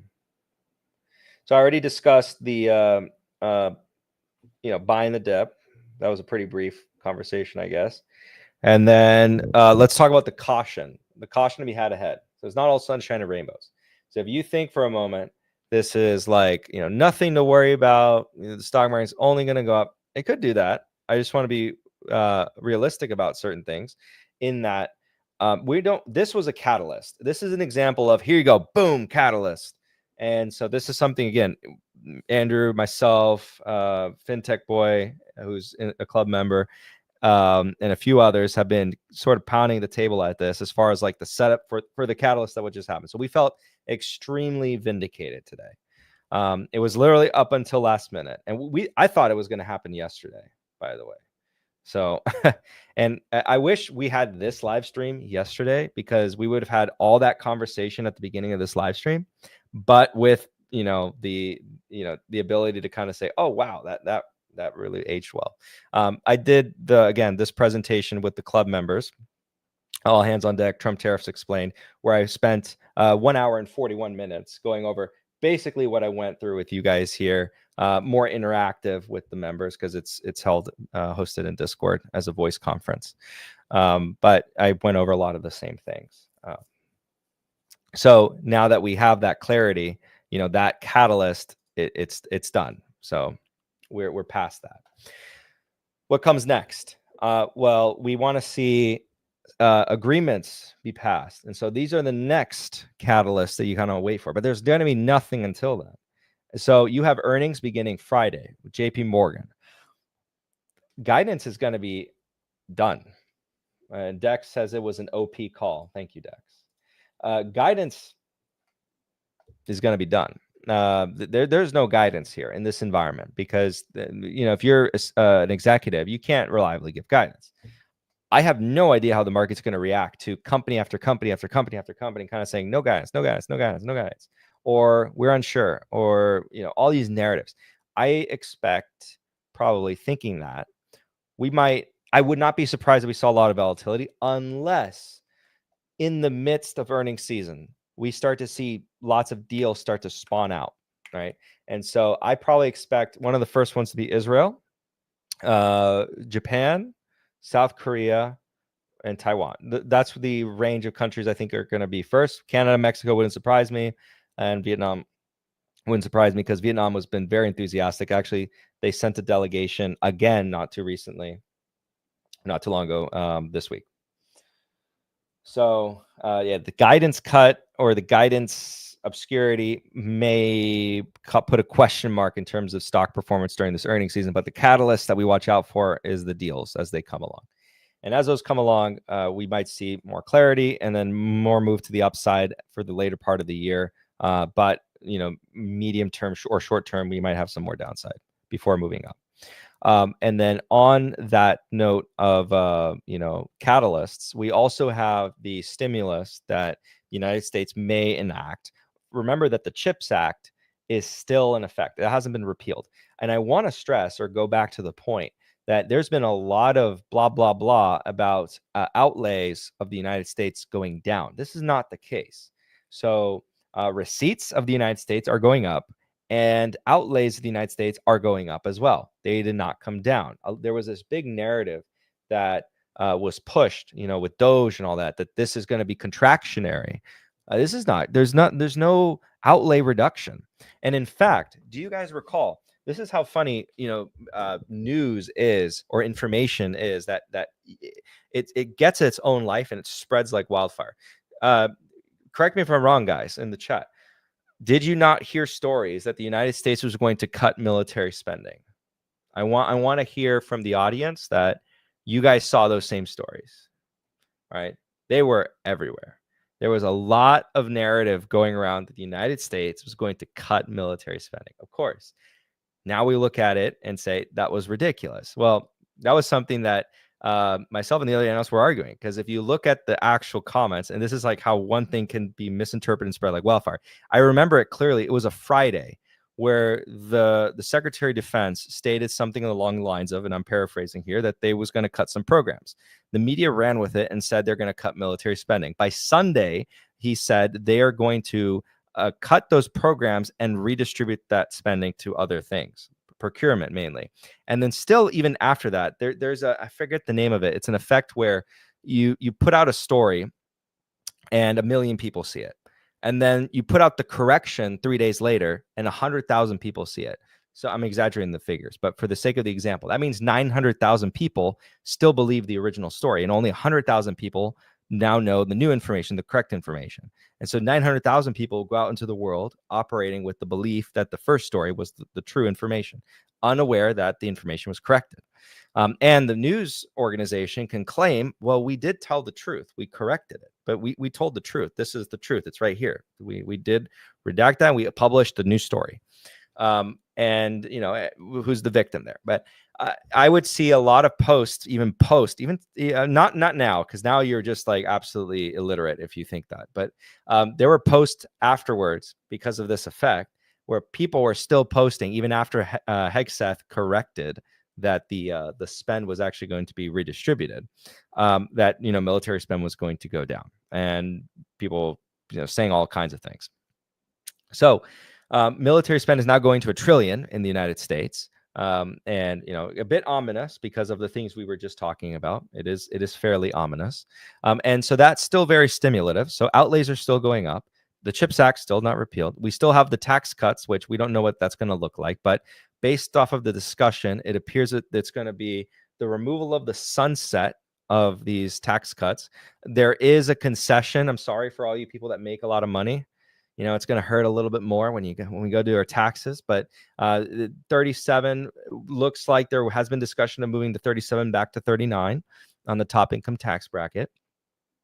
But there's also been the discussion of everyone making under 135,000 and below an exemption for federal income tax, which that's stimulative. That increases spendable incomes for households, and then can go and consume, save, invest, etc. In general, that's more stimulative than not.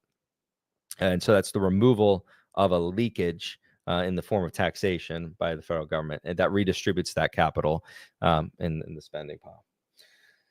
So I'm here. Fabi needs to start over. Okay, starting from the top. And where does that funding come from? Funding for what? Sorry. For military, for tax cuts.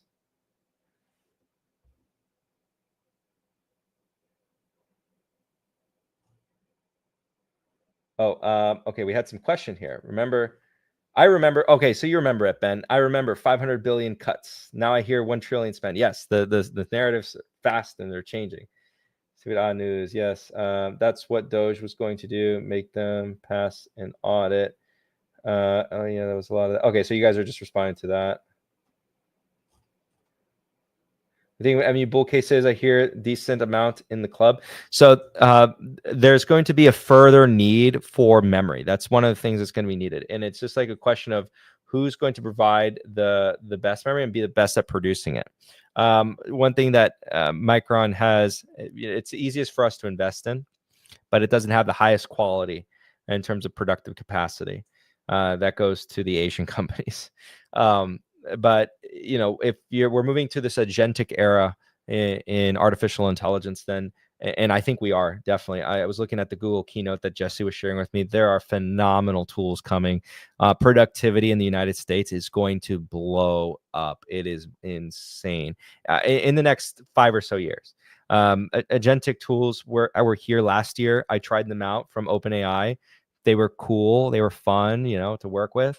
But you have to babysit it a lot, and so realistically replacing an intern or something like that is just not in the cards, or like the cheap labor you'd get in India to do like the repetitive task. It's just not worth it yet. But I really see where it's going, and I think that that's going to unlock a lot of human capital, because I'm one of the people that is optimistic on this, that doesn't view it as like, oh, it's no, I view it as unlocking human capital. So you don't need someone who's doing some menial task. That human who is capable of understanding more, doing more, can be moved as human capital to something else and then do something more productive. So that increase in productive capacity is beneficial for both that person and society at large. So I'm fairly optimistic I'm a tech optimist, so to speak. I'm not a person who's like, replace everything.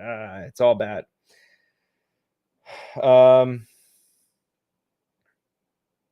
Zero income taxes for 135K or and less. Well, here's a sad reality, or not a sad reality, maybe for some, but so if you look at the tax brackets here, here I'll show you the stat.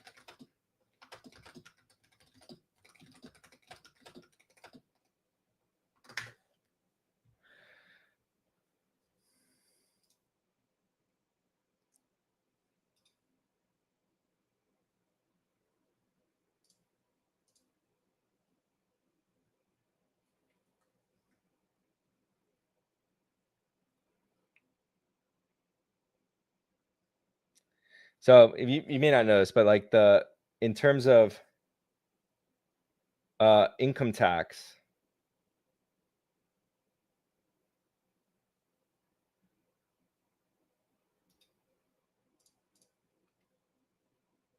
here, and share this. I'll explain this illustration real quick. So cutting the 135 and below income tax is not really going to make a dent. You can kind of see the bottom 50, so like the median income is going to be, let me see what that is. I think it's like 60,000. Depending on where my source is. I see sometimes it's like always 40,000, which is kind of yeah, so household income is 80, individuals 40. So you'd be blocking off bottom 50 and a couple more brackets before you get into like let's say the largest lion's share. And then you can see like where the top 1% take in terms of lion's share of the actual federal income tax share. And it's about 40-ish%. And so you take the top 10%, it gets even higher. I think then the top 10% exactly, it's I think it's like we're getting close to like the half or more than half.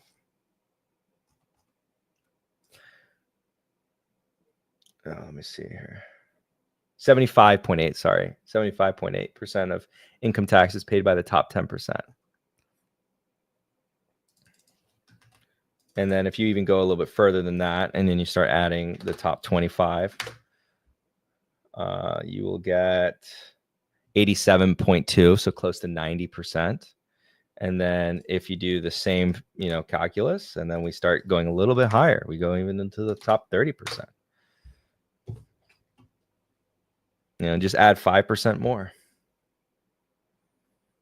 And then after you add 5, let's do it this way. So for example, the top 25 is 87%, and then the top 50 is 97. So you can get an idea of just like how much is in there. But my point being is like the lion's share of taxes is paid for income tax. The proportion is mostly the top that are paying it. So like the 130 and above is going to take the bottom 50 and then a decent chunk of the 75, and it's actually getting back to this like time in the United States where like only 2% of the population paid an income tax. I'm a fan of no income tax, but and then you also have to understand there's an observation you can go looking back and see, map out outlays, or sorry, receipts, tax receipts with tax policy. And what you'll notice is there is never really a change. I don't know if you guys should all do this exercise. All the data is publicly available, and you can grab it, download it in your Excel file, and you can map it out yourselves. What you'll observe is that regardless of tax policy, tax rates across time, the United States collects within a range of percentage of its GDP. And the greatest predictor of tax receipts ends up not being what the tax rates are at any given time, corporate or individual. It doesn't matter. Corporate rates could be higher, corporate rates could be lower, individual could be higher, individual could be lower. It's stuck stubbornly between a range. And then that has to do a lot with the flow of money is not predictable. So when you tax something or tax something less, up to a point, right? This is getting back into like the Laffer curve example, but up to a point, you can encourage a lot more activity in another area that, in terms of volume, can still increase tax receipts. So it's not about taxing 0, and it's not about taxing 90. There is a balance, and so that's why the paradox. You can observe this paradox where you can tax less and gain more. And realistically, no matter what the tax policy is, the United States collects between 15 and 20% of its GDP in the form of tax. And it doesn't really change with that. There's one exception, and that was World War II, where it went really low, actually. It dropped to like 7%, 9%, something like that. But besides World War II, it's been pretty range bound, regardless of tax policy. So if you reduce taxes on income on the group making under 135, what is, I can't sit here and predict with certainty what will happen. Only that in the past, what we've observed is other phenomena occur that then cause us to observe other forms of tax inflow or activity that causes tax inflows. So like they'll spend money, and then when you spend money, that's sales tax. They buy something like property. Now they're paying property tax. They're investing. You get investment tax, etc. There's a lot of different triggers for taxes that can occur. In fact, that's like the joke is like in the United States we tax a lot. So, but yeah. What's going on? I'm back.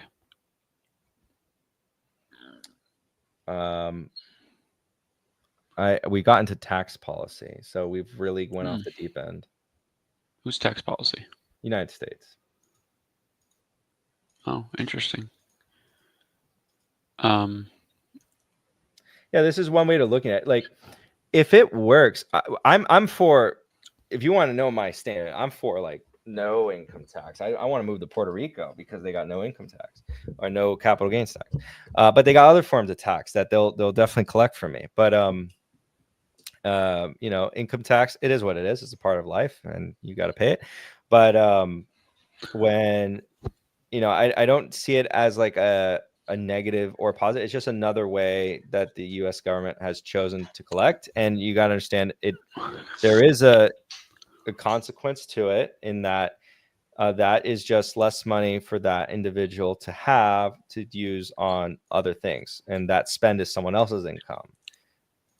And if you think about money as like the flow, and you're talking about the velocity of money, you can in fact have an impact on the velocity of money, and then thus reducing that velocity, thus reducing the activity, and thus reducing tax receipts. So greatest predictor of tax receipts is GDP growth, is this summary, right? If you're trying to, I know that I'm not accusing anyone in the comment section of saying this, but a lot of people come to it because they just like, I want rich people to pay more because I hate that they have, right? It's like, okay, if you feel that way, be honest about it. But if your goal is to increase tax receipts, it's not necessarily income tax that will do it. It's more just like grow the economy, stupid. If only it was that easy, just grow the economy. Yeah. But I know it's not that easy, but grow the economy, stupid, and you'll have more taxes. This is not an argument for 0% taxes. You have to have some taxes that taxes some activity. But if you lower taxes, it does not equal lower tax receipts. It could have the other impact. You could have increased tax receipts. So if you spur more activity. So as long as your policies increase GDP, lo and behold, wow, your tax receipts go up, or very likely to. So, or tariffs at 124%.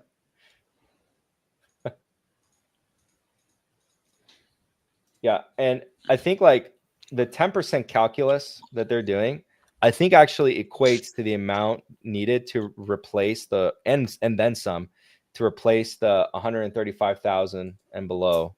And let me kind of try to find that out real quick.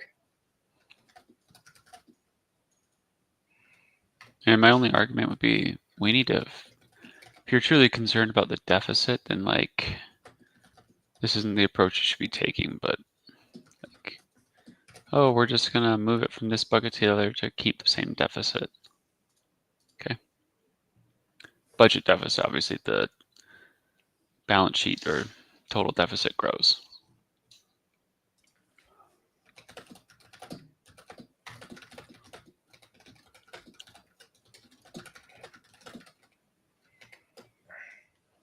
Trying to see what this figure is so I can kind of decipher that, because I don't think it's going to be that much. Well, how much do we import? Just take 10% of that, basically. Yeah, no, I think that's a lot. That's a much larger number than, because So, yeah, so 400 billion basically is what you could. Okay, so we can do this. Oh no, it looks, yeah, 400 billion más o menos.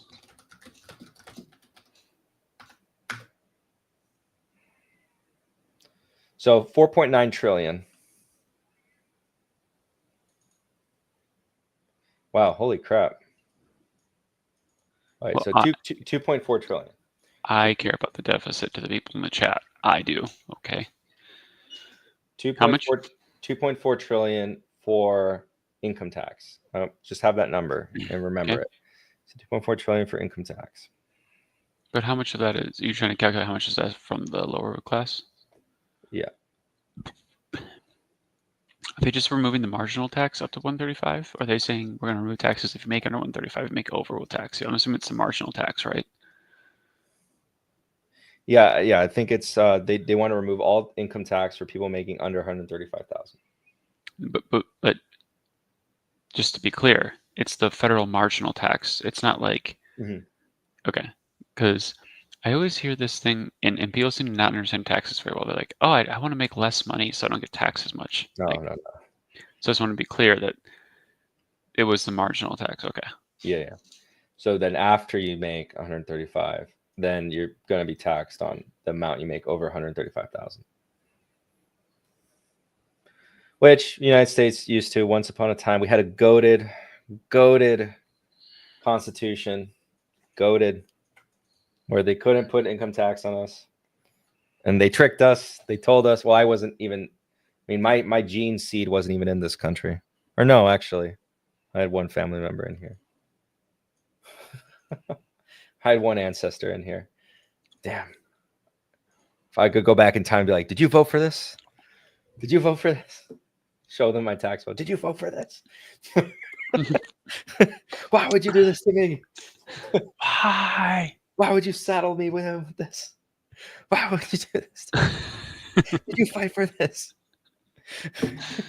He's like, doesn't even know who I am, but I look vaguely like him. He's like, who is this distant cousin of mine? And why is he yelling at me? We don't even speak the same language. Like I start throwing in the word on God for real. Like, and then he's just like, like what? Some Zoomer language. It's like, what? Hey, I got a funny tweet for you, by the way. This is gonna be it's not a, because I'm trying to take it away from geopolitical. Politically, you want to see it?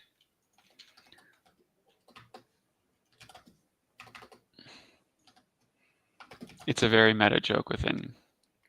Let me see. Capital Mindset. Uh-oh.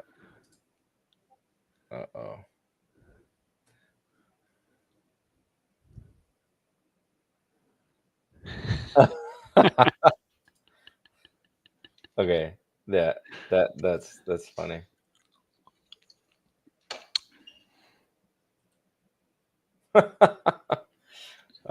And then if anyone asks, I will reply to you with the meme of the Joker going like, you wouldn't get it.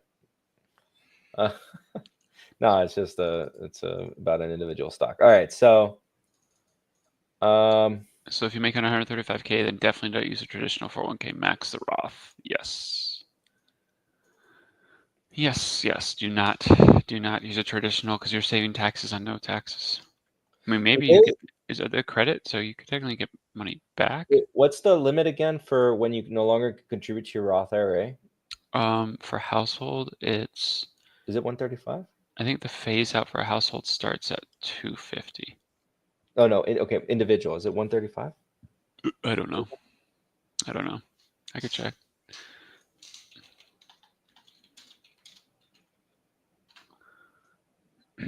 Single filers, AGI under 146. 2025 must be under 150. Okay, so I think maybe that's where they came out with this number. They got this number from somewhere, and it's probably closer to that upper limit there of where you get phased out anyways. Yeah. I would be wary of heavily buying the dip at this stage. Well, there's not much of it. The dip dipped. But there could be, I think there's a lot of uncertainty at this stage. I think the question is, I'm curious to see how the market will react if there's a deal with Vietnam, if there's a deal with South Korea, there's a deal with... which is the horror of shorting this market. The horror of shorting this market is right now, like, okay, I don't know about you, but I thought this announcement was going to happen yesterday. And so I was like, fuck, when it didn't happen, right? Yeah. But you I had thought it was going to happen on Monday, but yeah. Oh yeah. Well, you had an idea of when it was going to happen because you had the date. You had March 9th. Now you have this 3-month window. It's true. And so you likely to have this like bleed until you have these deals come through, but you don't know when the deals come through. There's no date for you to work on. It's now to 3 months. Yeah, and you're just like, what am I doing? But you also don't know how it's going to react. For me personally, I'm just kind of looking at this and saying for the shorts is just don't be as heavy as I was, and look at because with my allocation and how heavy short I am, it's based on how I'm feeling with the market. I thought it was a very easy to up allocation back in February, which we did. And I did not do as heavy as you though. True, but I didn't have the same returns that you did today. My calls weren't as OP. Oh, we can talk about the TQQQ calls because you're here now. Which I told you, and then you his idea. You went like way more OP than me. And also like so I was in a meeting all day today. I literally pulled up my phone. So I told Fabio, I said something's coming, like the upside risk here, because I'm still not fully invested in the market. Like I still have a large cash pile. But one of the things that we've been saying is there is legitimate upside risk. And just to clarify, what happened today is upside risk. There's risk of missing out on the upside day, or if you're short, getting screwed as it goes up. So one of the things I said is I think something's happening soon. I'm gonna buy some TQQ Q.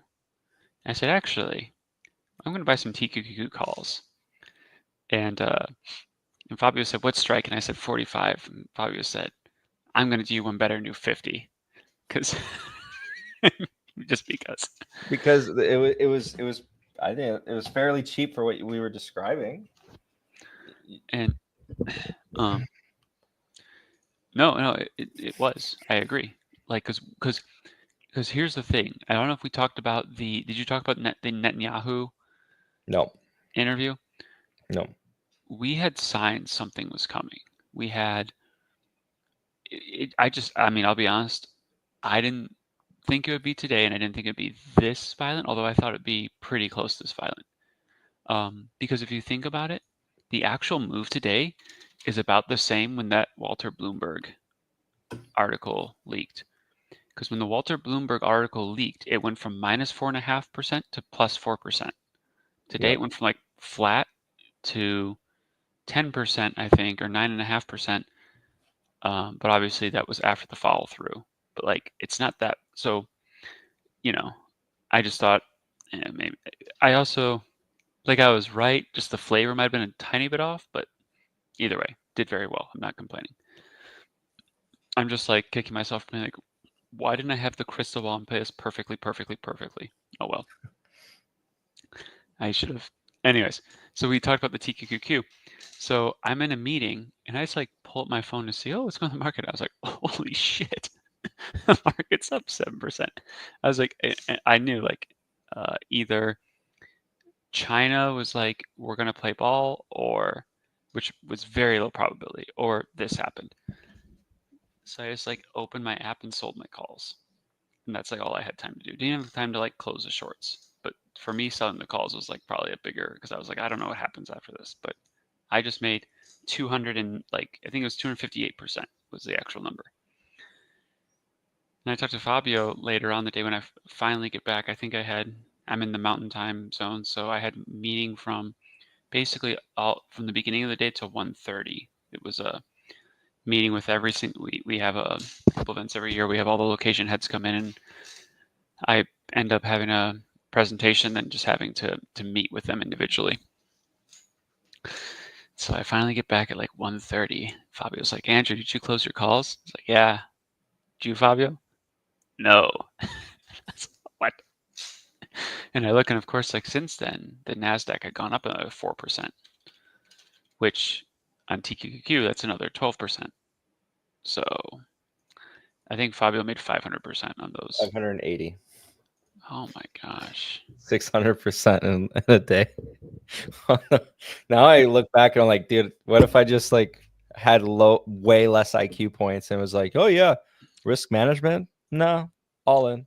Yeah, these were small plays, but the idea was, and just so you understand that the concept of the thought behind it, I was not, and I don't know about Fabio if you were fully invested in the market, if you were 100% allocated. No, I But I have, had, man, I could have been, but because the idea is, I had 40% cash, and I had a sizable short position, and so the thought process is, when you're looking at this, you're saying, what are my risks? And one of the things and the only thing most people think about, because most people are like always long, is you have downside risk, which is risk that stocks go down.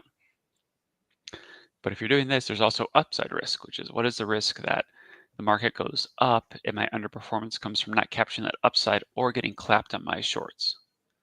That's another word that if you went back in time to your ancestors, be like, I got clapped. The taxes are clapping me. Like, what? Like, what are you saying, young man? Taxes don't have hands. Put them up, sorry. But so that was one of the things, was this was a way to capture upside or capture upside exposure, yeah, while also limiting downside risk. Because in this specific scenario, we knew that if the upside happened, it would be violent like this. Like, I will tell you this, if you know on a weekly basis that some point in the next week, 1 to 2 weeks, there's a high probability you have a 10% update on the SPY, you probably just buy TQQQ calls every week. But that's very rare. So and this time around, there was a lot of bias towards like insurance, like puts. There's Like, a lot of things. I also noticed there was some bad news that came out that the market didn't really react to, which I thought was curious. I think I mentioned that, but did you talk about the history though? Like historically, these kind of moves usually aren't the bottom. no. Here, I'll share this that BoomX shared with me. But and this is what I was going to say. The thing is, it is hard looking backwards because you really have to analyze what's in front of you, because every single situation has idiosyncraticness or unique points to it, you know. BoomX was asking me to look at this image.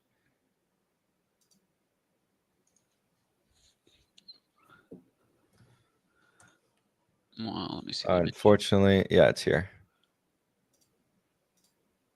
Why not buy TQQ outright and ride it through a bull market? Because if you got to have the drawdown in your head now. 3x leverage, there's slippage, and then also, so overnight you lose money. And then the 3x leverage, the downside doesn't make up for the upside usually. After closing at 200-day lows yesterday, what the S&P did next.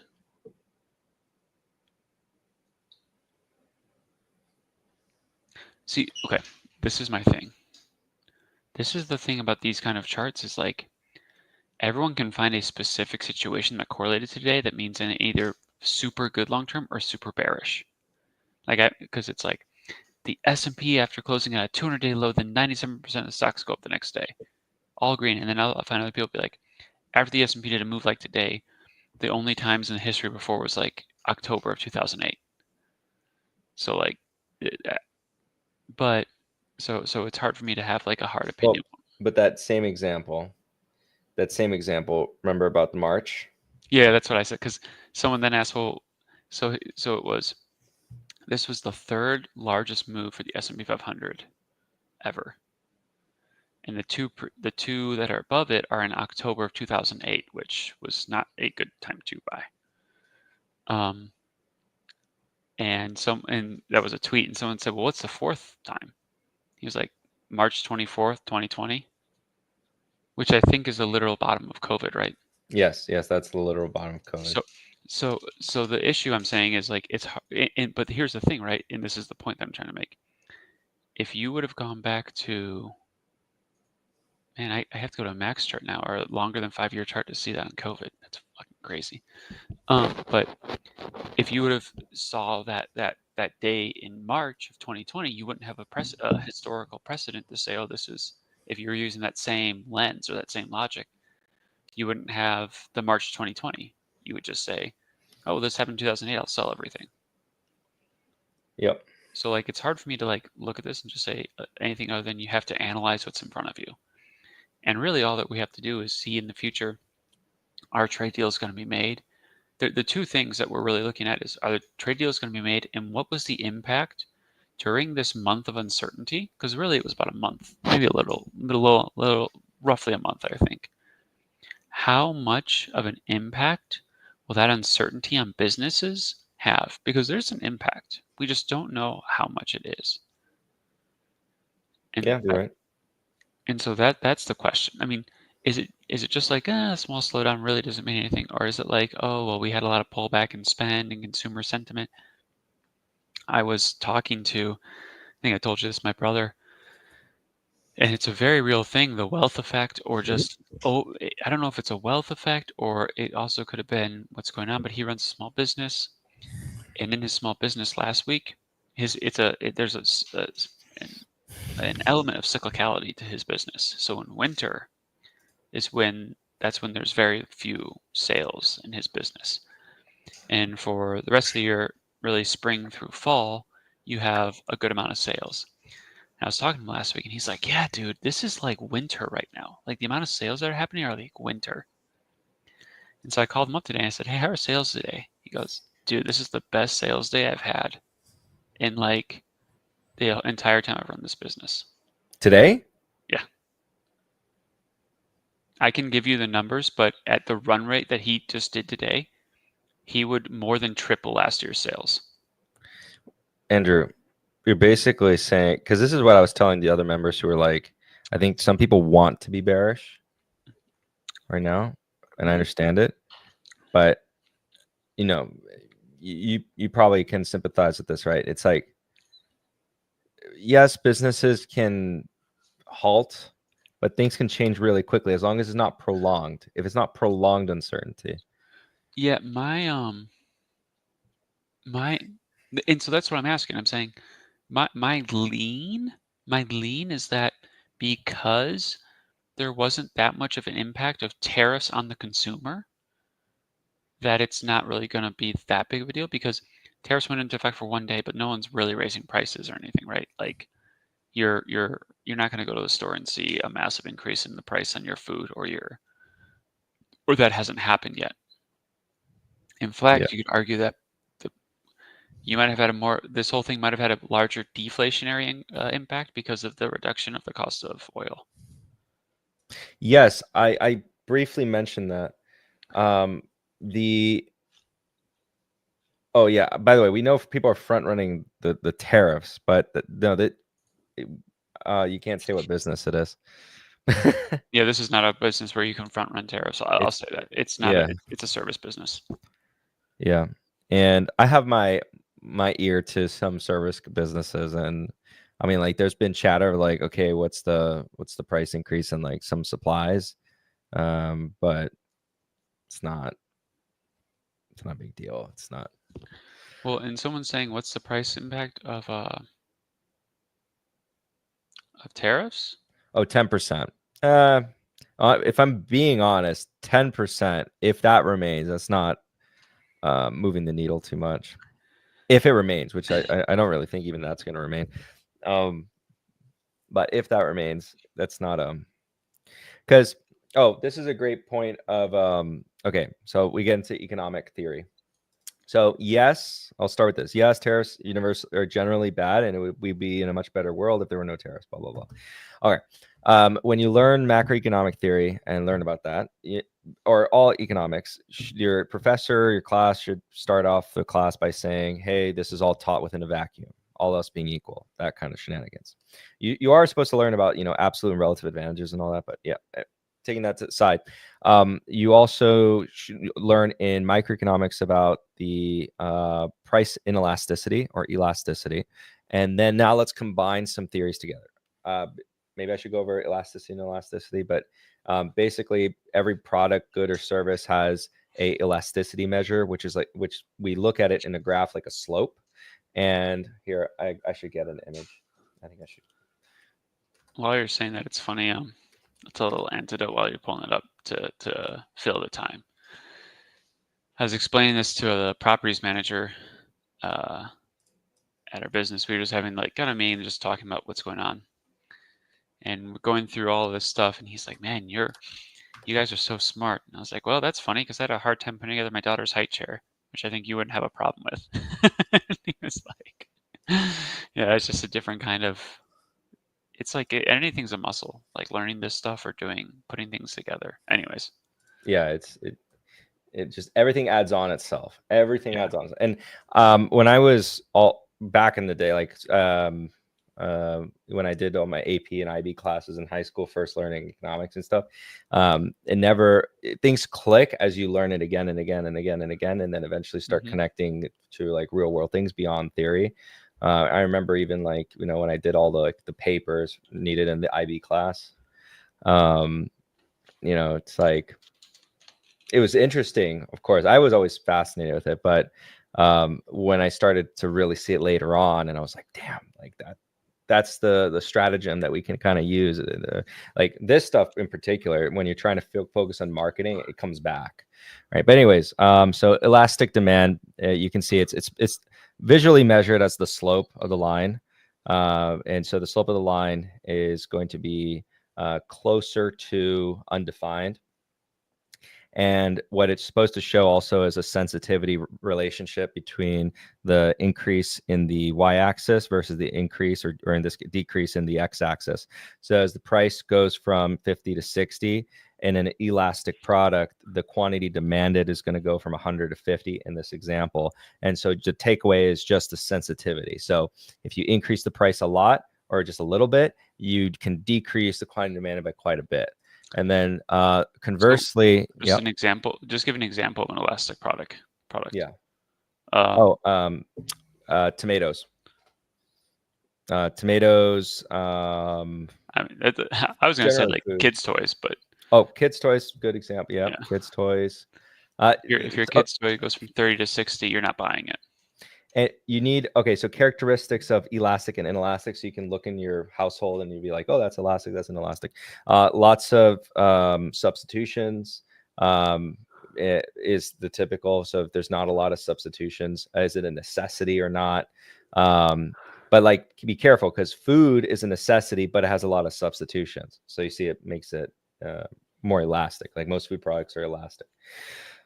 Inelastic demand, it looks like this. So you have the slope of the curve trending towards zero. And I actually flipped it. Undefined and zero was the other one. So trending towards zero. This one's trending towards undefined. But you have the steepness of the curve is more aggressive. And then what you're supposed to illustrate or take away from this is the delta in price. A greater delta in price will still lead to a small delta in quantity demanded. Examples of this: cigarettes, oil. So if oil price goes up, people will still consume oil because it's a necessity and there aren't many substitutes. Cigarettes, people tax cigarettes and consumption doesn't really go down, making people argue that cigarette taxes aren't actually meant to lower cigarette quantity demanded, but in fact are just a tax. So in all points, like now take this argument, combine it with tariffs. So we get into the point of why for some things prices will go up and for some things prices will not go up nearly as much as the tariff. So if you have a 10% tariff, which is not that much, and you are taxing elastic products, we're going to get into a little bit more complicated things. So this will lead to an increase in the price, yes, but a much more impactful decrease in the quantity demanded, which now if you take this and apply it to other macro charts of a business, sorry, not macro, micro charts of a business, you might see the profit curve, right, where the company increases price, but the price decreases by a certain quantity demanded, and it goes below their break-even point too quickly because the volume, they need a certain volume of production in the first place to be consumed, and they don't break even of business. So for these kinds of companies, oftentimes the volume is going to be a bit more important than the price loss, and so they'll actually eat the price. I'll give you some examples. So Elf Beauty, in their instance, they are makeup. That is a more elastic product. And they talk a lot about in their earnings calls about supplier concessions. Why would the supplier concede to prices for their products? Because at the end of the day, it's an elastic product, meaning there's other substitutions, other replacements, other people that can make makeup. Makeup's not that difficult. It's just a formula of chemicals. And you do see, or you tend to see a lot more of those supplier concessions in elastic products. Let's do an inelastic product example. So let's say you're putting a tariff on semiconductors made by TSM. Well, there's barely any substitutes for who can make it at the same scale as TSM, at the same quality, the same caliber. So TSM has a huge advantage, and they're not tariffing semiconductors, but a huge advantage where they'll just pass on all the costs. So if you're putting a tariff on an inelastic product, nearly all of the cost will be passed on to the consumer because there are no alternatives. Okay.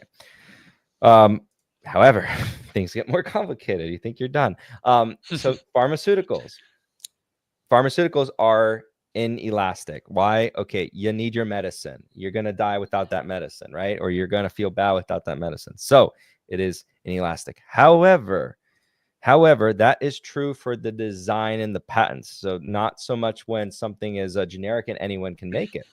Things change. The manufacturing of the product. So this is now analyzing the supply chains of every product. But the manufacturing of pharmaceuticals is actually fairly elastic. Look no further than a company called Catalent, which I think is still public. It might not be public anymore, but when it was, you saw like one of the issues was they were like, oh, we're the TSM of pharmaceutical. No, there's a lot of competition.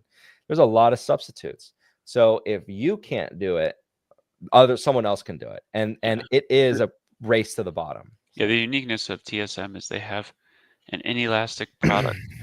Actually, it's normally elastic. During AI, it's kind of become an inelastic, but they're so specialized. They're the equivalent of a pharmaceutical with a patent, basically. Like that's how.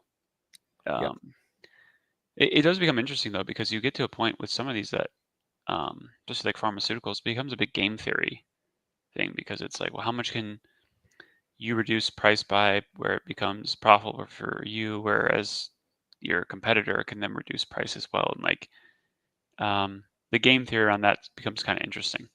But the elastic and inelastic, this is talking about trading or trade deficits. Yeah.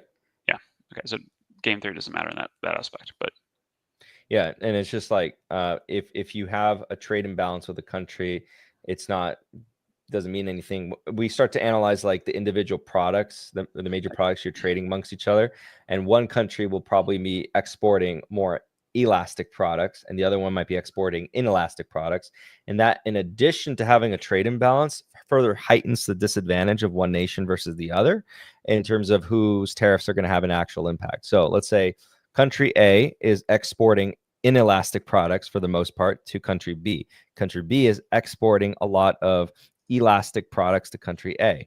Country A has a trade imbalance with country B to the tune of 2 to 1. And then so when they both put tariffs on each other, country B has a disadvantage in two ways, not just one. They have a disadvantage technically because of the quantity of the trade imbalance. So they have more goods that are going to be taxed. And then the second one, which is like, oh, but it's a tax on the consumer. However, when it's an elastic product, a lot of that tax is actually taken on the burden of the producer, not the end consumer, just simply due to the nature of it being an elastic product, because it has to remain price competitive. Now, country B that imposed the tariff on the inelastic exports of country A, those products are going to pass nearly 100% of the cost over to the consumer. And so you do end up with this quagmire where country A has, in this case, an absolute advantage in this situation, and then country B, in this example, has an absolute disadvantage in this situation. In reality, it's more nuanced. So it's like when you look at the United States and Europe, I tweeted this. You can look at the major exports and imports, thanks to, again, shared by one of the club members, and I took the image and tweeted it. You have a lot of products from the United States being exported to Europe being inelastic, and a lot of elastic products going the other way. Ooh. What happened? Trump administration has backed off NVIDIA's H20 chip crackdown after Jensen had a Mar-a-Lago dinner with Trump, per NPR. 45 minutes ago. Which crackdown? H20, isn't that the export of GPUs that China was using?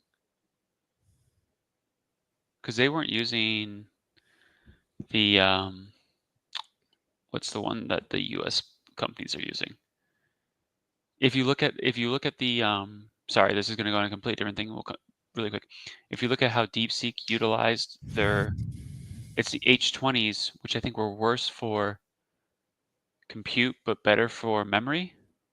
That was and so if you look at the DeepSeek paper, they actually Dylan Patel does a really good coverage of this. But basically, I think those were the chips that were being used in China. So what has he done now? It says Trump administration has backed off NVIDIA's H20 chip crackdown after Jensen had a Mar-a-Lago dinner with Trump.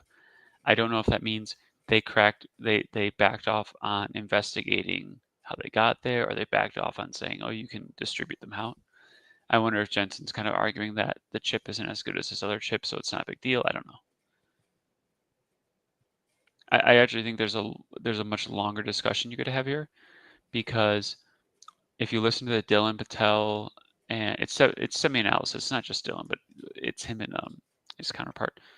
But if you listen to them, they kind of say one of the interesting things is if you completely cut off, we're going to call them potentially your adversary, or at least if you cut off China from chips, they will eventually get to developing their own.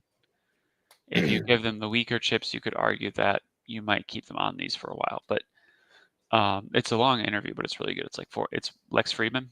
I think it's 4.5, 5 hours. Semi-analysis, Dylan Patel. If you're invested in this space and you haven't watched it, you're doing yourself a disservice. So.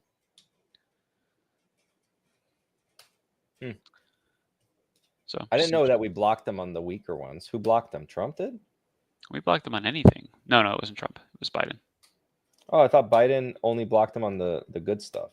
And that's why in the paper because I heard arguments saying they were lying about what chips they had, because they were getting the good chips, the H200s from Singapore. I don't know if they cracked down. Basically, they might have cracked down H20s as well. Maybe you're right. Maybe H20. I had to go back and watch. It's a really important. I'd have to go back and review. Then why would there be a crack? Maybe Trump was saying he was going to crack down H20s. I don't know.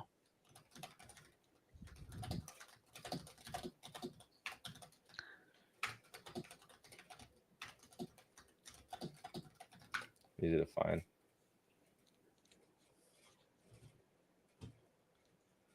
Oh, by the way, that was 8 hours ago.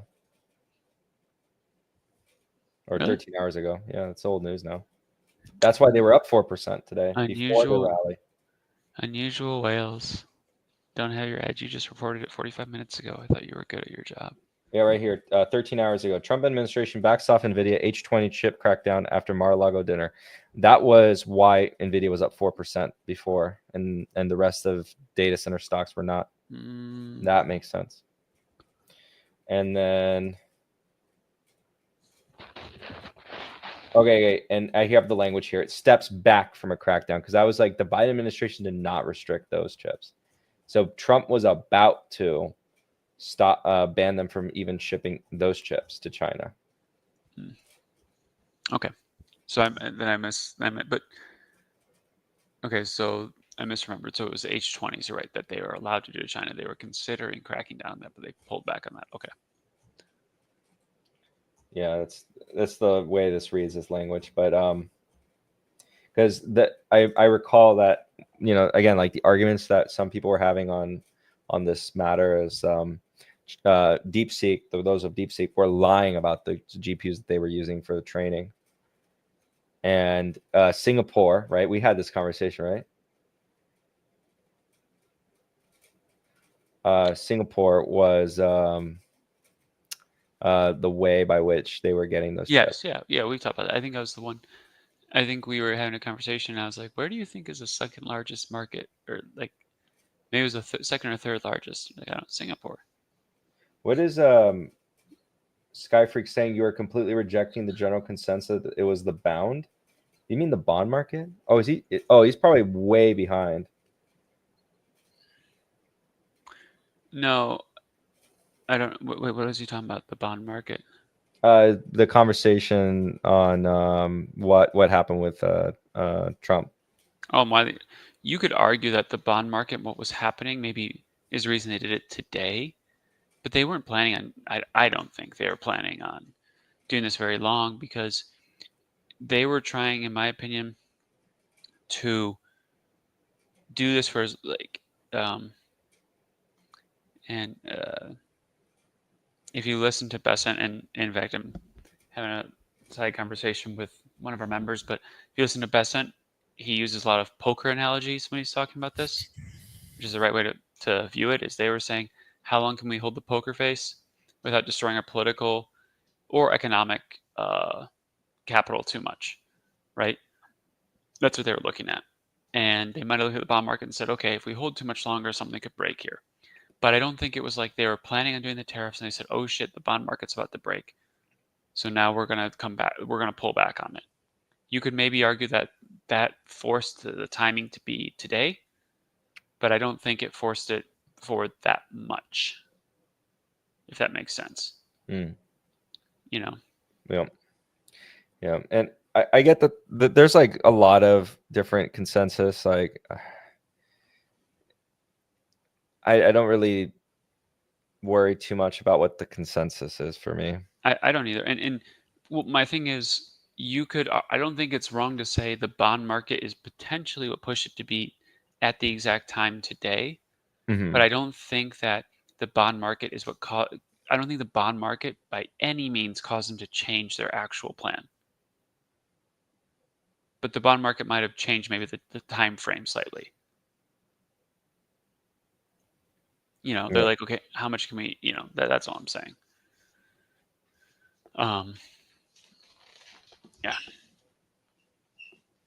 So, I'm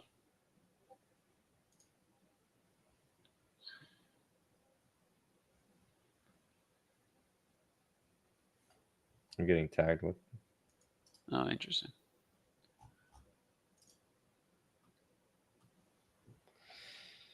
Here's a lever weakening, even as everything stabilized.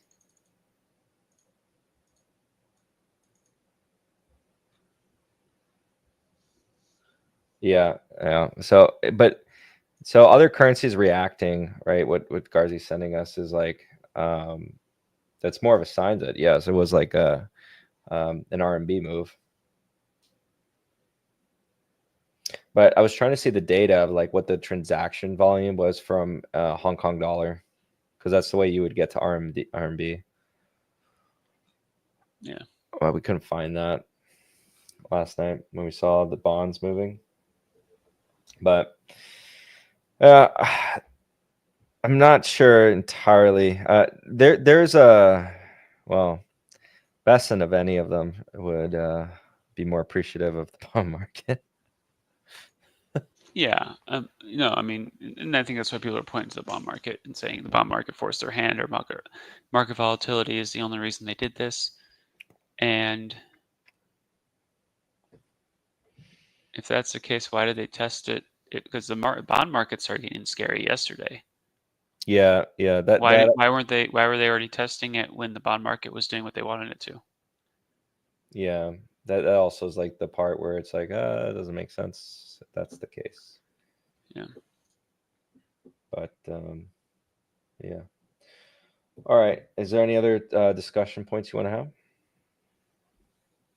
Wait, did we finish on this whole tariff elasticity thing? I guess we left at a good point on that. Yeah, I mean, we're just saying who has the elastic and inelastic demand or items. Okay, I have a gun to your head. Where do we go from here?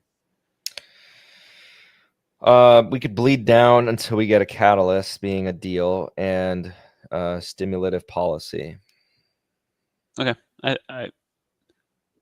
If we don't get okay. a abrupt repeal of the CHIPS Act, that's Or also the stimulus. okay, bleed down unless we get one of those, or if we start to see signs of a recession. Yeah. So. Yeah. So the CHIPS Act still in effect. Hasn't been repealed. I know there's been a lot of talk. And then that stimulus coming online, tax cut stimulus coming online, EU military spend coming online, massive increase in US military spend coming online. All that stimulative. If the uncertainty goes away quick enough in the business world, you should see just continuation of normalcy in that, and then you could actually end the year fairly good, fairly positive, even though you might have some heightened tariffs. We've been through this with 2018. The US totally died and went through depression after 2018, never recovered. China flourished and overtook the United States.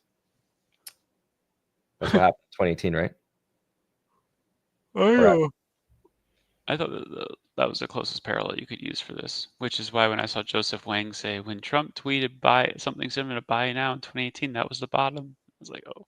Dude, that was funny. All right. With that being said, everyone, thank you guys so much for joining us today. If you guys are curious, down in the description below, you can check out the link to join the Capital Mindset Club, where you see all the private videos of me, myself, Jesse, Leo, all the analysts together, and as well as our portfolio updates. And you get the community and network that offers. If you enjoyed this live stream, feel free to leave a like, share. Again, share with your mom, who would enjoy finance, and just like wants to totally listen to two guys talk for, well, one guy and then another guy joins and he leaves because his daughter wakes up and then comes back for 2.5 hours. It's obviously like something will cheer up their day. And if you're following me on, 300 viewers right now, like, share, subscribe wherever you are. Happy that you guys came on. Hope you enjoyed it, and we'll see you guys on the next one. I'll leave you guys with that, classical outro. We'll do it live. Okay. We'll do it live. It. Do it live. I'll write it and we'll do it live. Thing sucks.